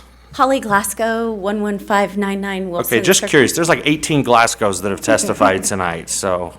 Well, Do you have like Carl 12 kids? Glasgow III is actually in Sedona at the moment. I'm just teasing. Yeah. I am a Parker resident. I pulled my husband here. He graduated from Smoky Hill High School. His parents moved here in the 80s. They live over in Sierra Vista. Hopefully I can get through this. I have a son buried in Parker Cemetery. He died in my house, looking out the window. I don't have a choice to move. I will never move from my house. I was a part of the 2003, pregnant with the 2 that just got up and spoke. I want to raise my family here. I want my children to raise their children here. My grown daughter had to move to Green Valley Ranch to afford a house after living in 4 of the apartments that are in Parker. Because her car was keyed, her car was run into, and she didn't want to live in an apartment. She wanted to live where she grew up. So she lowered her standards of the community. She loves her house, but she never leaves it because she's afraid she'll get shot in the neighborhood she's in. When we changed the zoning, we knew that we were changing it, but we were told it was going to be a smaller housing community. And when they started developing, we went, oh, we knew it wouldn't last. We knew that they would develop that land. But at least there'll be families there, not apartments, not things that'll come and go, okay? We need families. Lower the density, bring back the townhomes, bring back the smaller homes. We'll be more for it. We were. Okay? We were in 2003. We knew it was going to be developed. We don't have $4 million to buy the property because believe me, if we did, we would. We would. My kids grew up going to Parker Days.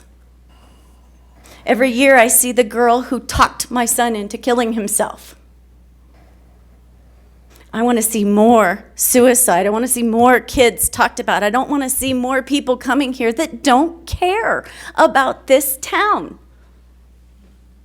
Please consider this. Because once it's built, it's not going to come down. And it's going to look on you, the council members. I've almost been run into, because I slow down at Main Street, because I can see my son's gravestone from the road. And every time I drive by, I slow down. And almost every time I'm almost hit because I slowed down. Thank you. Sorry for your loss, ma'am. Really am. Sir. Name and address, please. Rick Sorensen, 11807 Larkspur Drive. And was that Sorensen? Sorensen, S-O-R-E-N-S-E-N. Thank you, sir. You've heard a lot of reasons why tonight, why these apartments shouldn't be there. But I think what you've also heard tonight is a lot of emotional outpouring on why. So it's not just the surface reasons why these shouldn't be here. You just had a mother speak to you about her son that she lost in her house. You had a gentleman over here that was seriously injured at one of the intersections. You had children that came up here and talked about how worried they are crossing the street just going to school. You saw a video of the traffic that goes back and forth from a mother trying to get her kids to the school. These go far beyond just the dollars that these guys are throwing at this project. In the preamble of the Constitution, the words are written, ensure domestic tranquility. Now, while those words are written for the Constitution that talks about the reason why the Constitution was written, still, domestic tranquility to us is Preston Hill. We all invested our money in Preston Hill because we all found that domestic tranquility there.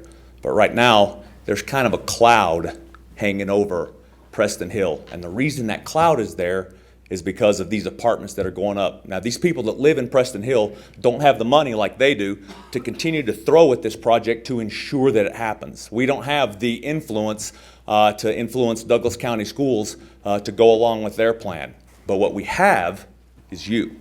We have the town council to stand for us, to be our representation, to help clear those clouds so that these people don't go home anymore with the cloud over their head and a pit in their stomach wondering what's going to happen to my house, what's going to happen to my view, what's going to happen to my kids. I think one of the people that spoke out here talked about pulling their kids away from getting hit on the roads in there. And I think it has certainly been proven here tonight that this is a dangerous situation that you have in your hands right now to embark on. Are you going to allow those kids to continue to be in danger? I've gone around that corner that some of these people have already talked about because I live right next to the corner where you come around the turn there and you can't see. You got to nose out. So these are the people here that are giving you, the town council, the information. These are, for lack of better words, the boots on the ground that are feeding you all the intelligence of what's happening down there on the ground. And it's the truth. And it's up to you to decide which piece of intelligence are you going to follow. Are you going to follow these, or are you going to follow the money that keeps being thrown to you to hurry up and get this project passed? I do agree with everybody here that says we were not given enough time to evaluate the intel that we were given from these guys. And we don't think that that's fair. And I would hope that you vote to not pass this. Thank you. Thank you, sir. Next up. Name and address for the record, please.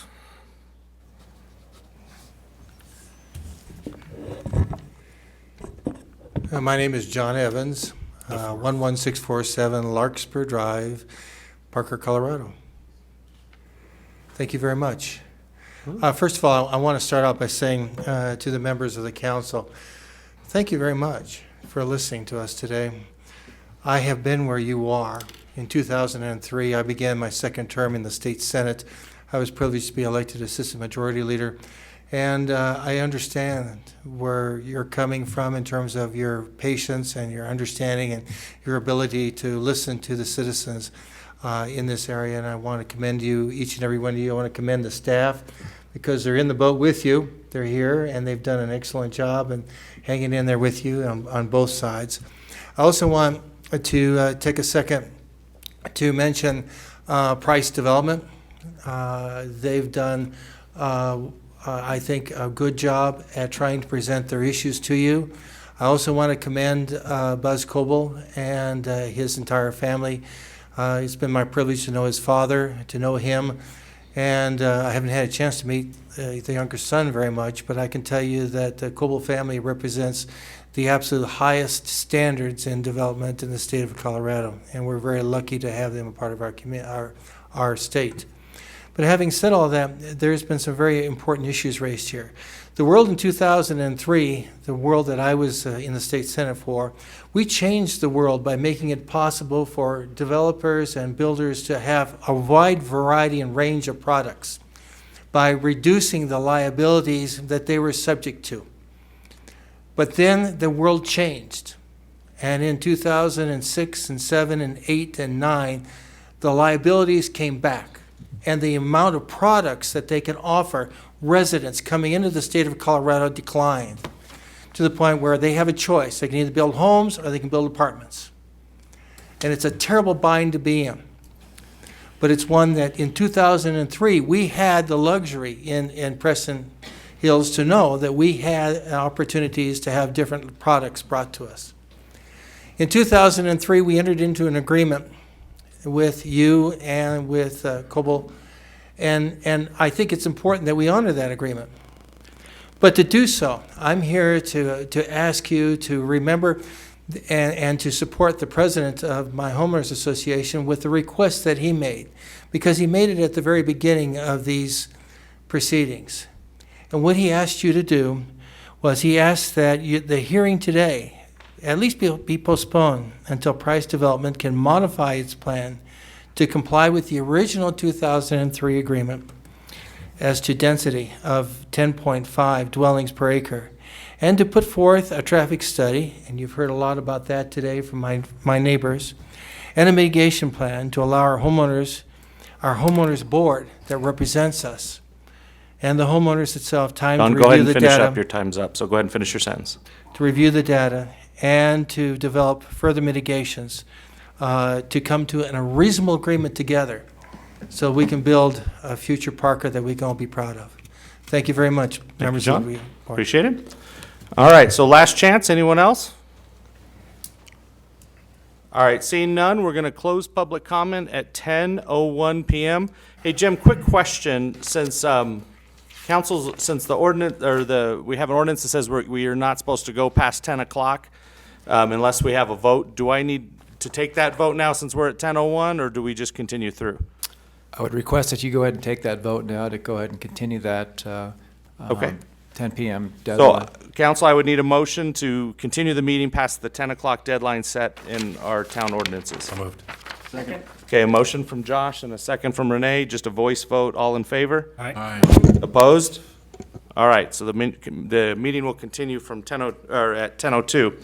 All right, so, council, do you guys have any questions before I ask my questions? Well, yeah, I didn't know. I mean, my biggest single question I have is that density variance. And Jim, I don't know if it's you or who can speak to that. I don't, that 10% over. 10.5. Yeah, what? Just some clarity on where that came from or how that. So I can go ahead and initially address that 10.5 density. That is in the development guide.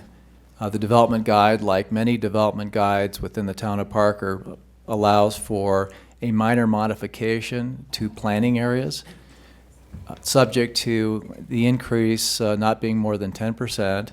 And if there is a increase in density, it cannot exceed the density for the overall project. In this particular case, the density does provide for 10.5.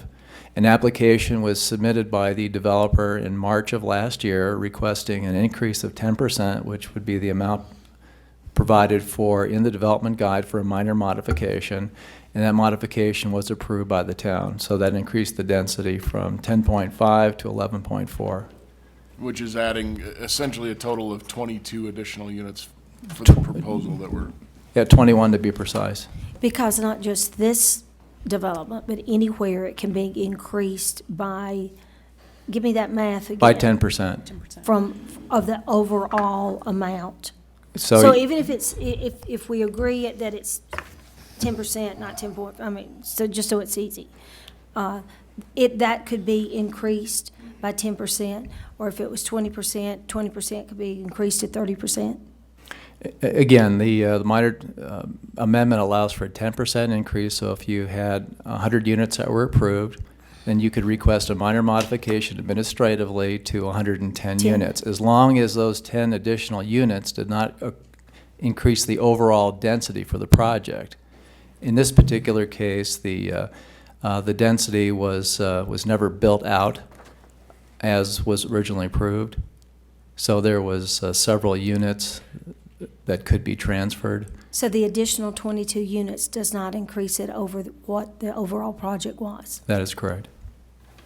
Okay. Josh, any other questions? That was my main one for the moment. Questions? I don't know. I get nervous when the attorney just stands there staring at me. Good evening, Mayor and Council. Brian Connolly for the applicant with the law firm of Ott and Johnson, 950 17th Street, Suite 1600 in Denver. Just to supplement what Mr. Maloney just told you, before the PD guide was amended in 2003, it contained the provision that allowed minor modifications. So the application that came in 2003 was for 12 dwelling units per acre, and then the minor modification was available to the applicant. As those negotiations went back and forth with Preston Hills HOA, that zoned density, and that's the term that's used in the HOA's letter, went down to 10.5 dwelling units per acre. Again, the minor modification remained in the PD guide, so that's a little bit more background on that provision. Okay, thank you very much. Other questions? John? Not right now.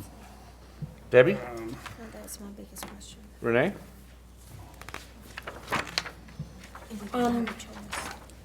I guess I would like Mr. Maloney to once again talk about what we are actually voting on today, the minor development plat versus zoning.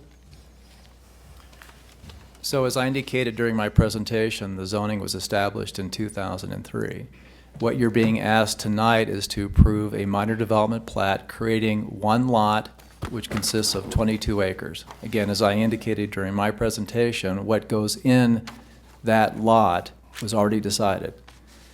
Under your town code, you can consider the 6 criteria that I had identified. That is it.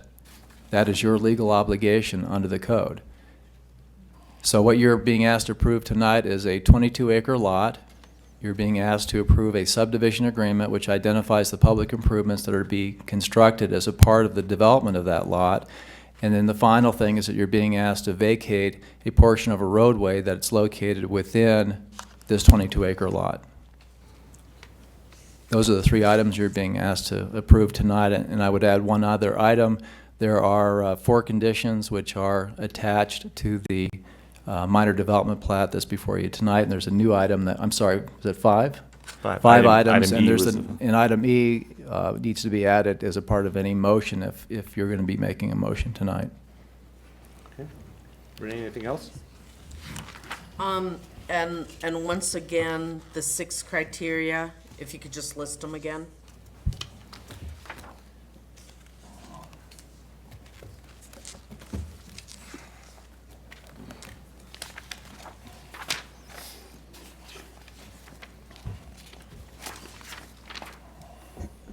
So the first criteria requires that the plat be consistent with the master plan. The second criteria requires consistency with the land development ordinance and other minimum standards established by the town, and those would include the town's stormwater drainage and environmental criteria manual, as well as the Town of Parker roadway design and construction criteria manual. The third is consistency with the plan development guide. In this particular case, that is the zoning for the property, and that was approved in 2003. The fourth criteria requires satisfaction of the public notice requirements for the public hearing. Those have been satisfied. The property on 2 occasions was posted. There was a website notice, and there was also mailed notice. The fifth criteria requires the execution of a subdivision agreement to secure the construction of public improvements that are necessary for the plat. The agreement is in your packet this evening. It has been signed by the property owner and includes the public improvements that have to be constructed as a part of this project. And the sixth criteria, the last criteria, requires public dedications that are necessary for the project, and those would be included as a part of the plat and the dedication statement. That's it. Josh? Jim, if you could, many times it was referenced that we rushed this proceeding.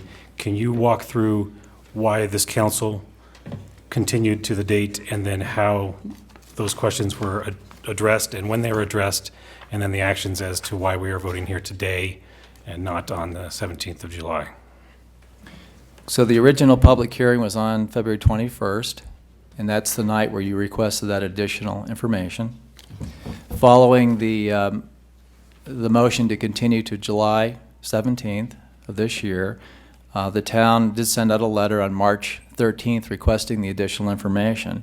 On that same date, we got a letter from the legal counsel, Mr. Conley, who spoke earlier this evening, requesting that the date be changed because of the negative impact on the applicant in terms of this particular project and the ongoing costs associated with any delays associated with this project, particularly when the additional information had no bearing on the application for a minor development plat.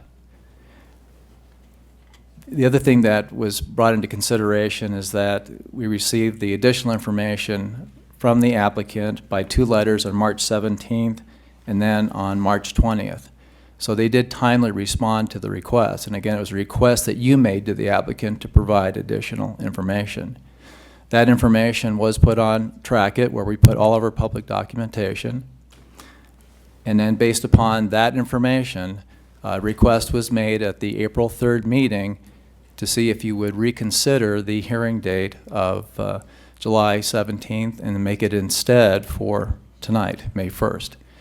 Based upon the information that was provided by the applicant, including the impact on the developer, including the carrying costs associated with this project, and the fact that the additional information had been received, at that point, at a regular town council meeting, with all this information again being made public, you passed a motion to continue it, to change the hearing date from July 17th to May 1st. And that was done on April 3rd. So that was almost a full month for the consideration of any additional information that might be presented by the public this evening. Thank you. Amy, do you have any questions? You know, one of the things that was brought up last time was some of the members of the community had said that the fencing that you have going up to Pine Drive there was depicted by the town or requested that you have that open fencing. I wanted to make that clear. Was it a town requirement or an HOA requirement? Because I understand you want to have privacy if anything were to go in there. And so I want to make it clear so everyone understands who would make that decision on changing that fencing as an option in the future for those neighbors. Well, my understanding is that that was a request that was made by the public at the first public hearing in February. The town did not request the fencing. In fact, there's nothing in the code that allows us to require that particular fencing.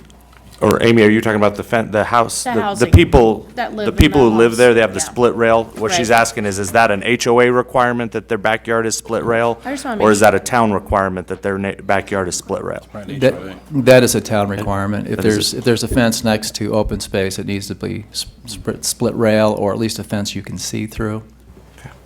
Why is that? So you can have an open view of obviously, the open space. So it Oh, doesn't the block. citizens- So the homeowners can have an open view. All right, guys, come on. No, but to be clear, so the homeowners can have an open view of, or of that space. I mean, I do want to make this clear. Again, you It's asked me more- what the fencing requirement is for open space, Okay, I and just it want to is see if that's typically something a that we split can rail fence. consider in the future, because I think I back up to an open road, Clark Farms Drive and Jordan Road, and we have a privacy fence. And it's still noisy as heck, there's still all kinds of things that go on back there. But I can feel for you, used to go to church there, have not been a regular attendee, but I'm familiar with that neighborhood. Used to work at Solar Circle, so I'm very familiar with the development of that area and what goes on and back and forth. So I just want to know if that's something that can possibly, potentially be changed. Maybe not for these neighbors, but also just in the future, something for us to look at. Also, one of the other concerns I had, normally there is street parking along Pine Drive near the church. That's always been intended for church members. Overflow from this apartment complex, how will that be regulated? I'm sure people will want to park out there on the street if there's not enough room in the parking lot for the project. And also, would there be any sort of concerns as to overflow parking going into that church parking lot as well? And so that's something I want to know if that's been addressed or even thought of yet. So. Again, if I could add, we have a town standard for parking, and this project meets that standard. Okay. Josh, before we go back I to didn't, I didn't know if the gentleman was going to address that. Again, Brian Connolly for the applicant. I was just going to say that the project, the site plan as proposed, exceeds the town's parking requirement. And to the extent there's overflow parking, we'd certainly be happy to work with police or whoever to ensure that that doesn't overflow into the church property or on the street. Josh, did you have any questions? No? John? Yeah, Ryan, I don't know if it's you, Ryan, or maybe Tom, but, traffic study, access points, more specifically, traffic study. That there was a theme of maybe the traffic study was deficient, interpreting not professional. Could one of you speak to that and maybe kind of take us through the process as to what you saw versus what's in the packet and why it adheres to town requirements? Sure, I'll let Alex Misto speak to that. Thanks, Alex. Sure. So the traffic study was directed by the town's traffic engineer. It did adhere to our criteria laid out in our roadway criteria manual. The excuse me. The assumptions made in the traffic study were directed again by the town's traffic engineer. They assumed a certain trip generation per apartment unit. So that is a standard. It's from a manual called the Institute of Traffic Engineers Manual. That is a standard value that the traffic engineer assumes and distributes to the surrounding roadways. So as far as specifics about the traffic study, there's traffic engineers here and could answer any specific questions. I could also chime in, but it was reviewed and approved by the town's traffic engineer. I guess the main points I would like to make about why it did meet town criteria is that both Pine Drive and Tallman Drive are designated as residential collector roadways. So they're designed to carry traffic between arterial roadways or other collector roadways like Hilltop or Hilltop on both sides or Parker Road on the south side. Those roads are designed to carry between 2,000 and 8,000 cars per day. The current traffic volumes on there are approximately 1,300. The added traffic will raise this to just over 3,000. So it did meet our town's capacity requirements. The applicant also did analyze all the adjacent intersections as directed. The level of service, which is based on delay, did meet town's criteria. Level of service is based on, it goes from A to E, based on A being the best, E being the worst, based on delay time. Level of service D or higher or better is acceptable, and no intersections violated that criteria. Thank you. Renee? So in the 6 criteria and what we're actually voting on tonight, it really has nothing to do with traffic or parking, correct?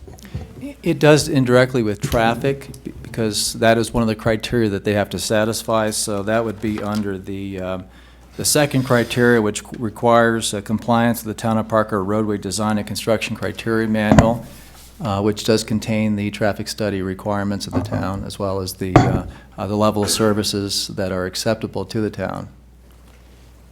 Okay, and then on parking, I'm assuming the parking standards that we have for town and apartments, that the other apartment complexes in town have the same requirements, and that we haven't noticed that there's overflow parking issues, that our parking standards are sufficient for the amount of units at each apartment complex? Yeah, I mean, I could speak to the parking a little more, and to kind of follow up on your question too, Amy. The parking standards for multifamily developments are based on per bedroom, as well as, and it includes guest parking. So if you have a 1-bedroom, 1 parking space is required. A 2-bedroom, 1.5 spaces are required. And then 2 bedrooms and up is 2 spaces required. And then there's a quarter parking space for guest parking, for each guest parking. Again, what they have provided, I think it's 421 parking spaces. It actually exceeds our town's requirements by 33 parking spaces. And we mentioned that during the previous slide. But Renee, more of the senior planners, I think, here who've been here longer than me may be able to speak with regards to how long our parking requirements have been in place. But I think they have been in place for a long time. We reviewed, Enclave against these standards as well.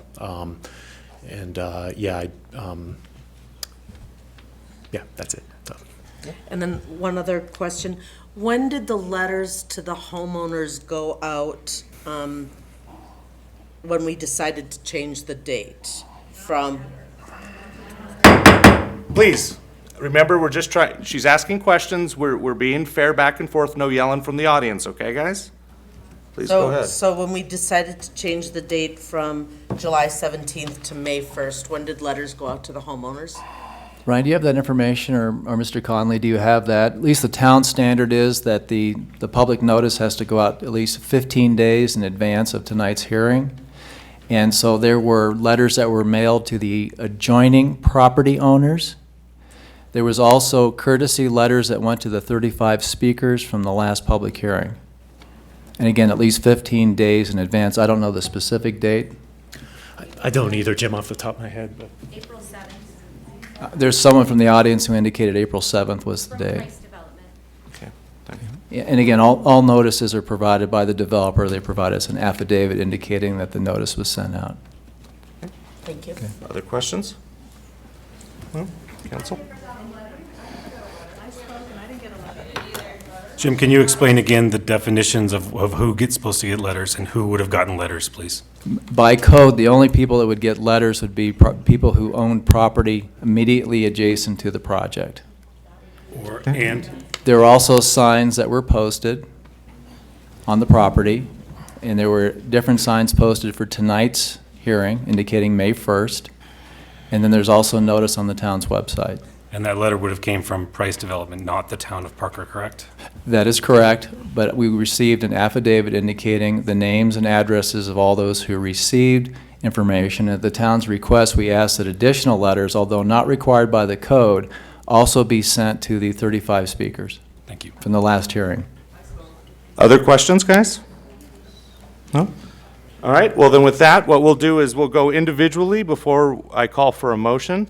So, Mr. Martin, we'll start with your end, if you have any last comments on this. First of all, thank you to everybody that came out and made your concerns noted. I think what's, a couple things, obviously, I think part of this, there's a little bit of a, I'm gonna call it buyer's remorse from the agreement that was negotiated between the HOA and the developer in the town from 2003. Yes, times have changed. Yes, there's an agreement in place. I think the second thing, and it's been hit on a few times, the last meeting and this meeting have sort of become a referendum on voting for this project, and which is absolutely not what's taking place, which to some may seem like semantics, but it is what it is. I'm sure for the folks that live next to it and live there, you're used to nothing being there, so you'd prefer that it remain nothing. That would be, I assume, the ideal goal for everyone. Be honest with you, I've lived here since 2003. I don't like apartments. I would just as soon see it be single-family homes. However, I don't own the property, nor does the town of Parker. And that being the case, every piece of criteria for this piece that we're voting on has been met. And in most cases, exceeded. So that there's, you know, for this piece, creating this 22-acre lot and vacating the little piece of roadway, the criteria for that have been met. This project will continue down the path with different points. The applicant has stated that they're more than willing to continue working with the HOA, which I would expect them to continue to do so. And that's what it looks like from my seat. Amy? I agree with basically what Josh has mentioned, and you know, we have had a need for apartments. There are a lot of apartments right now, and we have been, for any of you who do attend study sessions, who have talked to us on a regular basis, we have been looking at this for a long, long time. We have been studying it, and if you're shaking your head no, I don't see you at those meetings. I have not met you. We have talked about this for a long time. We are working on looking and seeing what we can do. There has been a need and a demand for not single family, but more apartment, condo, townhouses, duplexes. If any of you are aware and you watch the news, you're reading what's going on in the community, then you know what's going on with construction defects in the state of Colorado. If you do not know, ask us. We will educate you. We will help you understand why townhomes, which would be lovely, much needed, duplexes, and even condos, again, are not being built in this state. It's very frustrating. We have a lot of people who would love to work in the town of Parker, at McDonald's, Home Depot, a lot of those places. I don't know if anyone else has waited in line at McDonald's for 45 minutes at night sometimes. We cannot get employees who can afford to live here in the town who will work at McDonald's. It's hard. We're trying to find that balance to keep people working in our restaurants where we go every day, whatnot. So there is a very big issue with affordable single-family homes for a lot of people who are just trying to get started with their families, college students. I have kids who are in college living at home because they cannot afford right now to live in Parker. They would love to be out on their own, and I would love for them to be out on their own. It's a huge issue that we live with every single day. All of us up here, we have kids of all ages, little ones in elementary school. We understand what your concerns are. And I would love for you to talk to us more about some of these things, and not, and a lot of you have been involved in the last few months on this, but again, some people do wait until the last minute, and that is very frustrating, and I understand your concerns. Again, looking at, what's going on with these developments and whatnot, we do have to take into consideration, are they meeting this criteria? Can we look at safety? Can we look at traffic lights and things like that as this town grows yes, we can look at that, and we have to. It's important for us. I've had the same frustrations at sitting at some of those intersections. There should be turn signals, there should be more time allotted as the population grows. Those are separate issues. We're looking at the 6 criteria tonight. But, you know, we all have our homes here. We all have our same issues in our same neighborhoods, maybe to different varying degrees, but I do want you to know that we do listen and we do take this very seriously. Okay, Josh? I didn't get a chance last time in February to thank you guys. Obviously, some of you had seen a previous council meeting, and you know, call it the hotel meeting, whatever you want to call it. It got a little crazy in here, and I just wanted to thank you for the decorum that you held in February, and again for the decorum that you held tonight. I told Mr. Toborg that after the February meeting that I had forgotten, and I hope that got to you guys. I truly do appreciate you guys coming in and respecting this room and this building. With that said, there was some talk tonight about representing us and being our voice and being our advocate. And I want you to know that when I ran, and why I ran was to uphold the law. Yes, decisions are not always the best, but the fact of the matter is I have to, by law, uphold it. I swore right there with my 2 kids out of my arms that I would uphold the law, be that the Constitution, Mr. Sorensen, or whatever the law that is in front of me. And in this situation, there are 6 questions in front of me. Have they been met or have they not? That is what the vote is tonight. Thank you, guys. Okay, Renee? I'd also like to say thank you for everybody that came out and spoke to us at this meeting and the previous meeting. We don't get enough citizen input, and unless it's a controversial subject affecting one neighborhood, it's usually pretty empty in here. And as you can see from the individuals that spoke tonight, tonight we're filled with your neighborhood because there's something affecting your neighborhood. It would be nice if the same amount of people showed up for all the different things that happen in the town.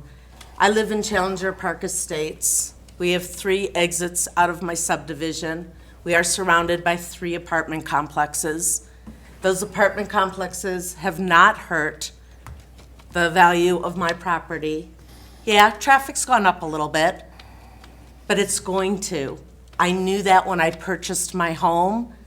I know what the build-out is for Parker, and that's our duty before we buy property, to understand what different things are zoned for and what could possibly be there. My house was the 2nd house in the neighborhood. When I moved into my neighborhood, there was nothing there. I was house number 2. But I knew absolutely what was going to be built all around me and what it was zoned for. At build-out, Parker will be 80% single-family homes and 20% multifamily homes. We do need affordable housing, and people get to make choices on where they live. Quite frankly, right now, I'm in a big house, and I would like nothing more than to be in an affordable apartment. Does that mean I shouldn't live in Parker anymore because I want to live in an apartment? But I want an affordable apartment. I don't want an apartment that costs more than my mortgage. Continue on, Renee. It's supply and demand, and we need more apartments. I'm sorry. Okay, guys, remember the rules at the beginning about respecting other people's opinions, right? We all agreed to those rules at the beginning. You might not like it. If you don't like it, I'm going to invite you to step outside and I'll buy you a cup of coffee afterwards. But please, let's keep a level of respect in the room. Debbie. None of this council, including myself, was here in 2003 when this agreement was made.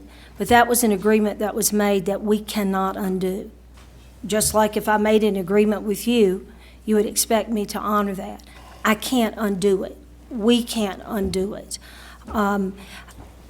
This is not a zoning vote that we're doing tonight. It's a minor development plat vote that we're taking.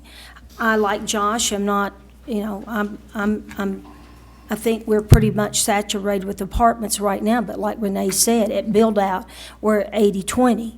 I would rather, I'm in real estate in case anybody doesn't know. So as far as the overall scheme of Parker, I would rather see condos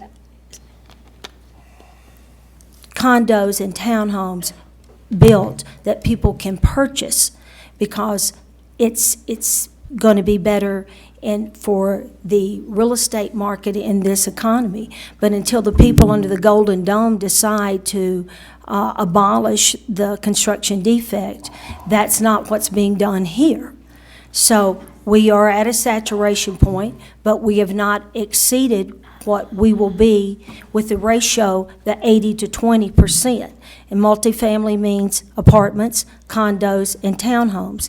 And at current status, with what the state is doing, only only apartments are being built because of the risk and not being able to get insurance, and not condos and not townhomes.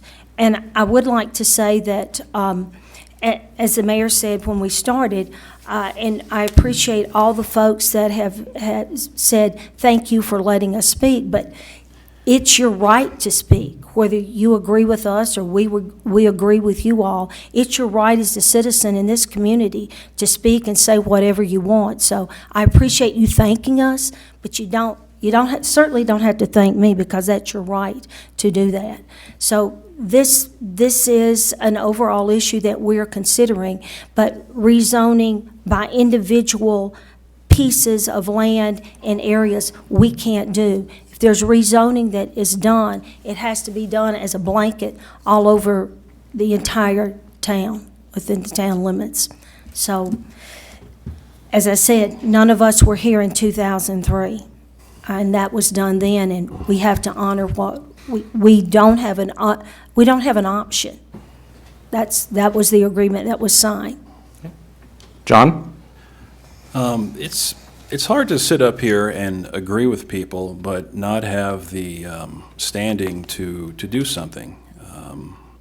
You've kind of heard this theme about it's the law, there's criteria, we have questions, and we have to focus on that. I would love to talk to everybody, and I think quite honestly, us at the council level, we've done everything to encourage single family. We've approved single family developments, about 6,500 homes coming online, hopefully the next 10 to 15 years. We've been an advocate, strong advocate, all up and down here about construction defects and trying to get multifamily into owner-owned condos and not apartments. But the problem is, from a zoning standpoint, multifamily is multifamily, whether it's condos, whether it's apartments, or whether it's townhomes. There's nothing we can do to segment that out. That's a federal law, a Federal Fair Housing Act, which we cannot pick and choose. We've recently increased the standards as much as we could to try and get a better quality product, which might mean more costs to developers, but they're still coming. There is still zoning for multifamily, and with the laws in place here in Colorado, it's very difficult for people who build townhomes and condos to build those. So what you have is whatever we have out there that is already zoned is being looked at by people who develop apartments. If it's zoned, it's a use by right. If it's a use by right, they have the right to do that if it's within the uses. Challenging, I would love to have the ability to say no, but the problem is if we start saying no subjectively, it's not set up for that. There's a process and a framework. The ability to have private property rights and for a town or other entity to tell someone else what they can and can't do on what they own is a privilege, and there has to be rules and regulations.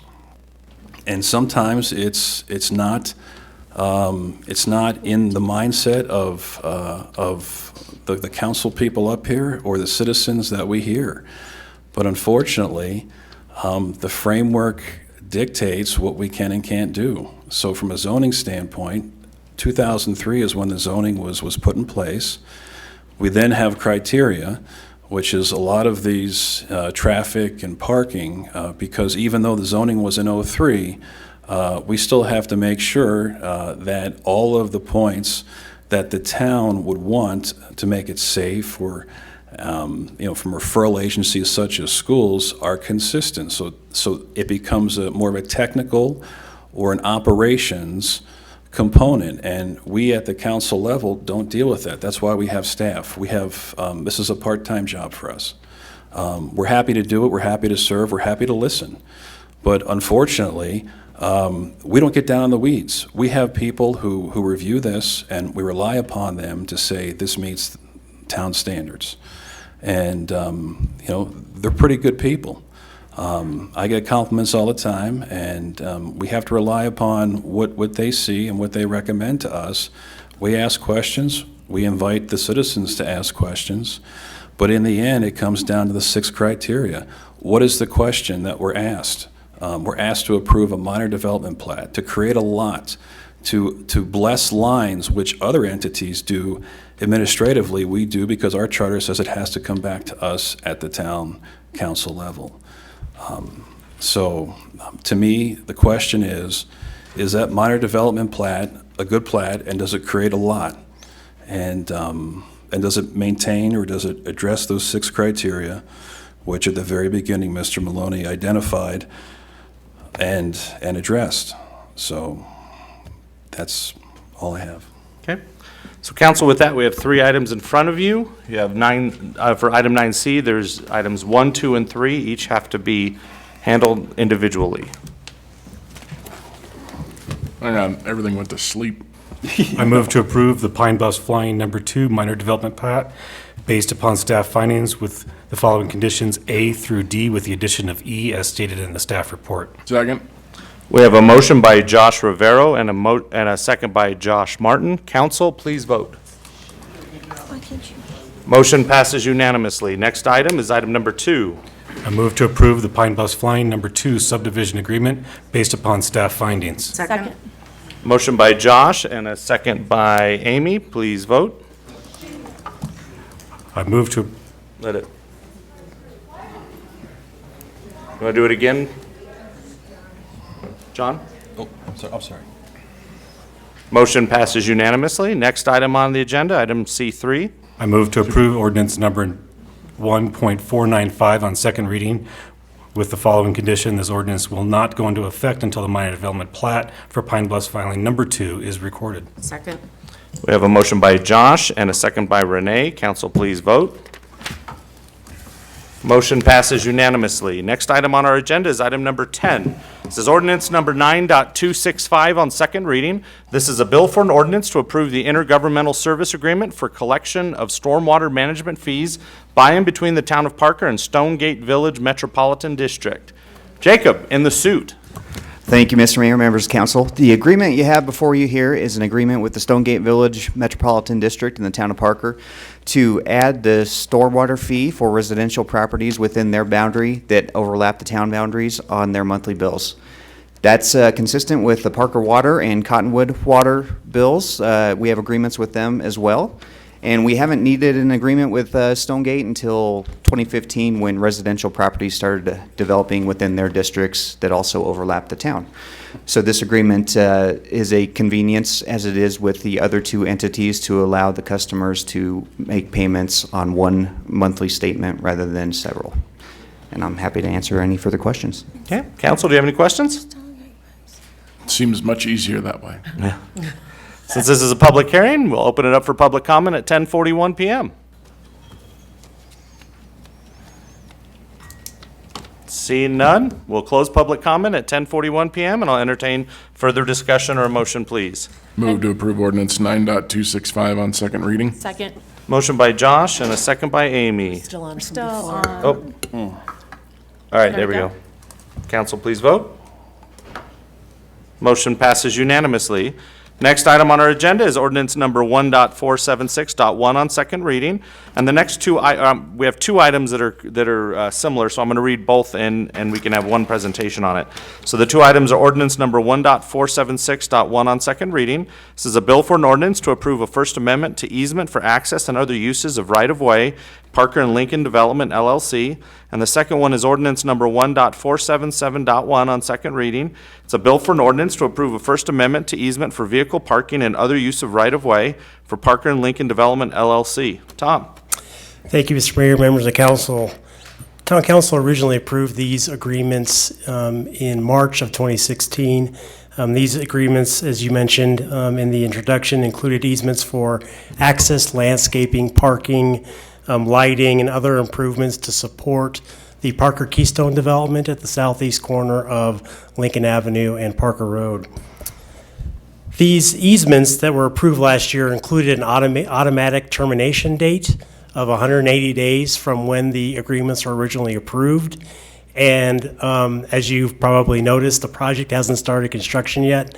Actually, it has. They've torn everything down. They have started the demolition, but they haven't started the development construction in earnest. But last we spoke to the developer, they're getting very close. It appears as if they're going to be starting construction in earnest, perhaps either later this month or in early June.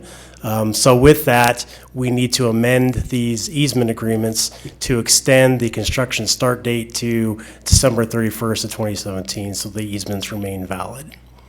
So that's the subject of these amendments, and with that, I'll take any questions. Council, any questions?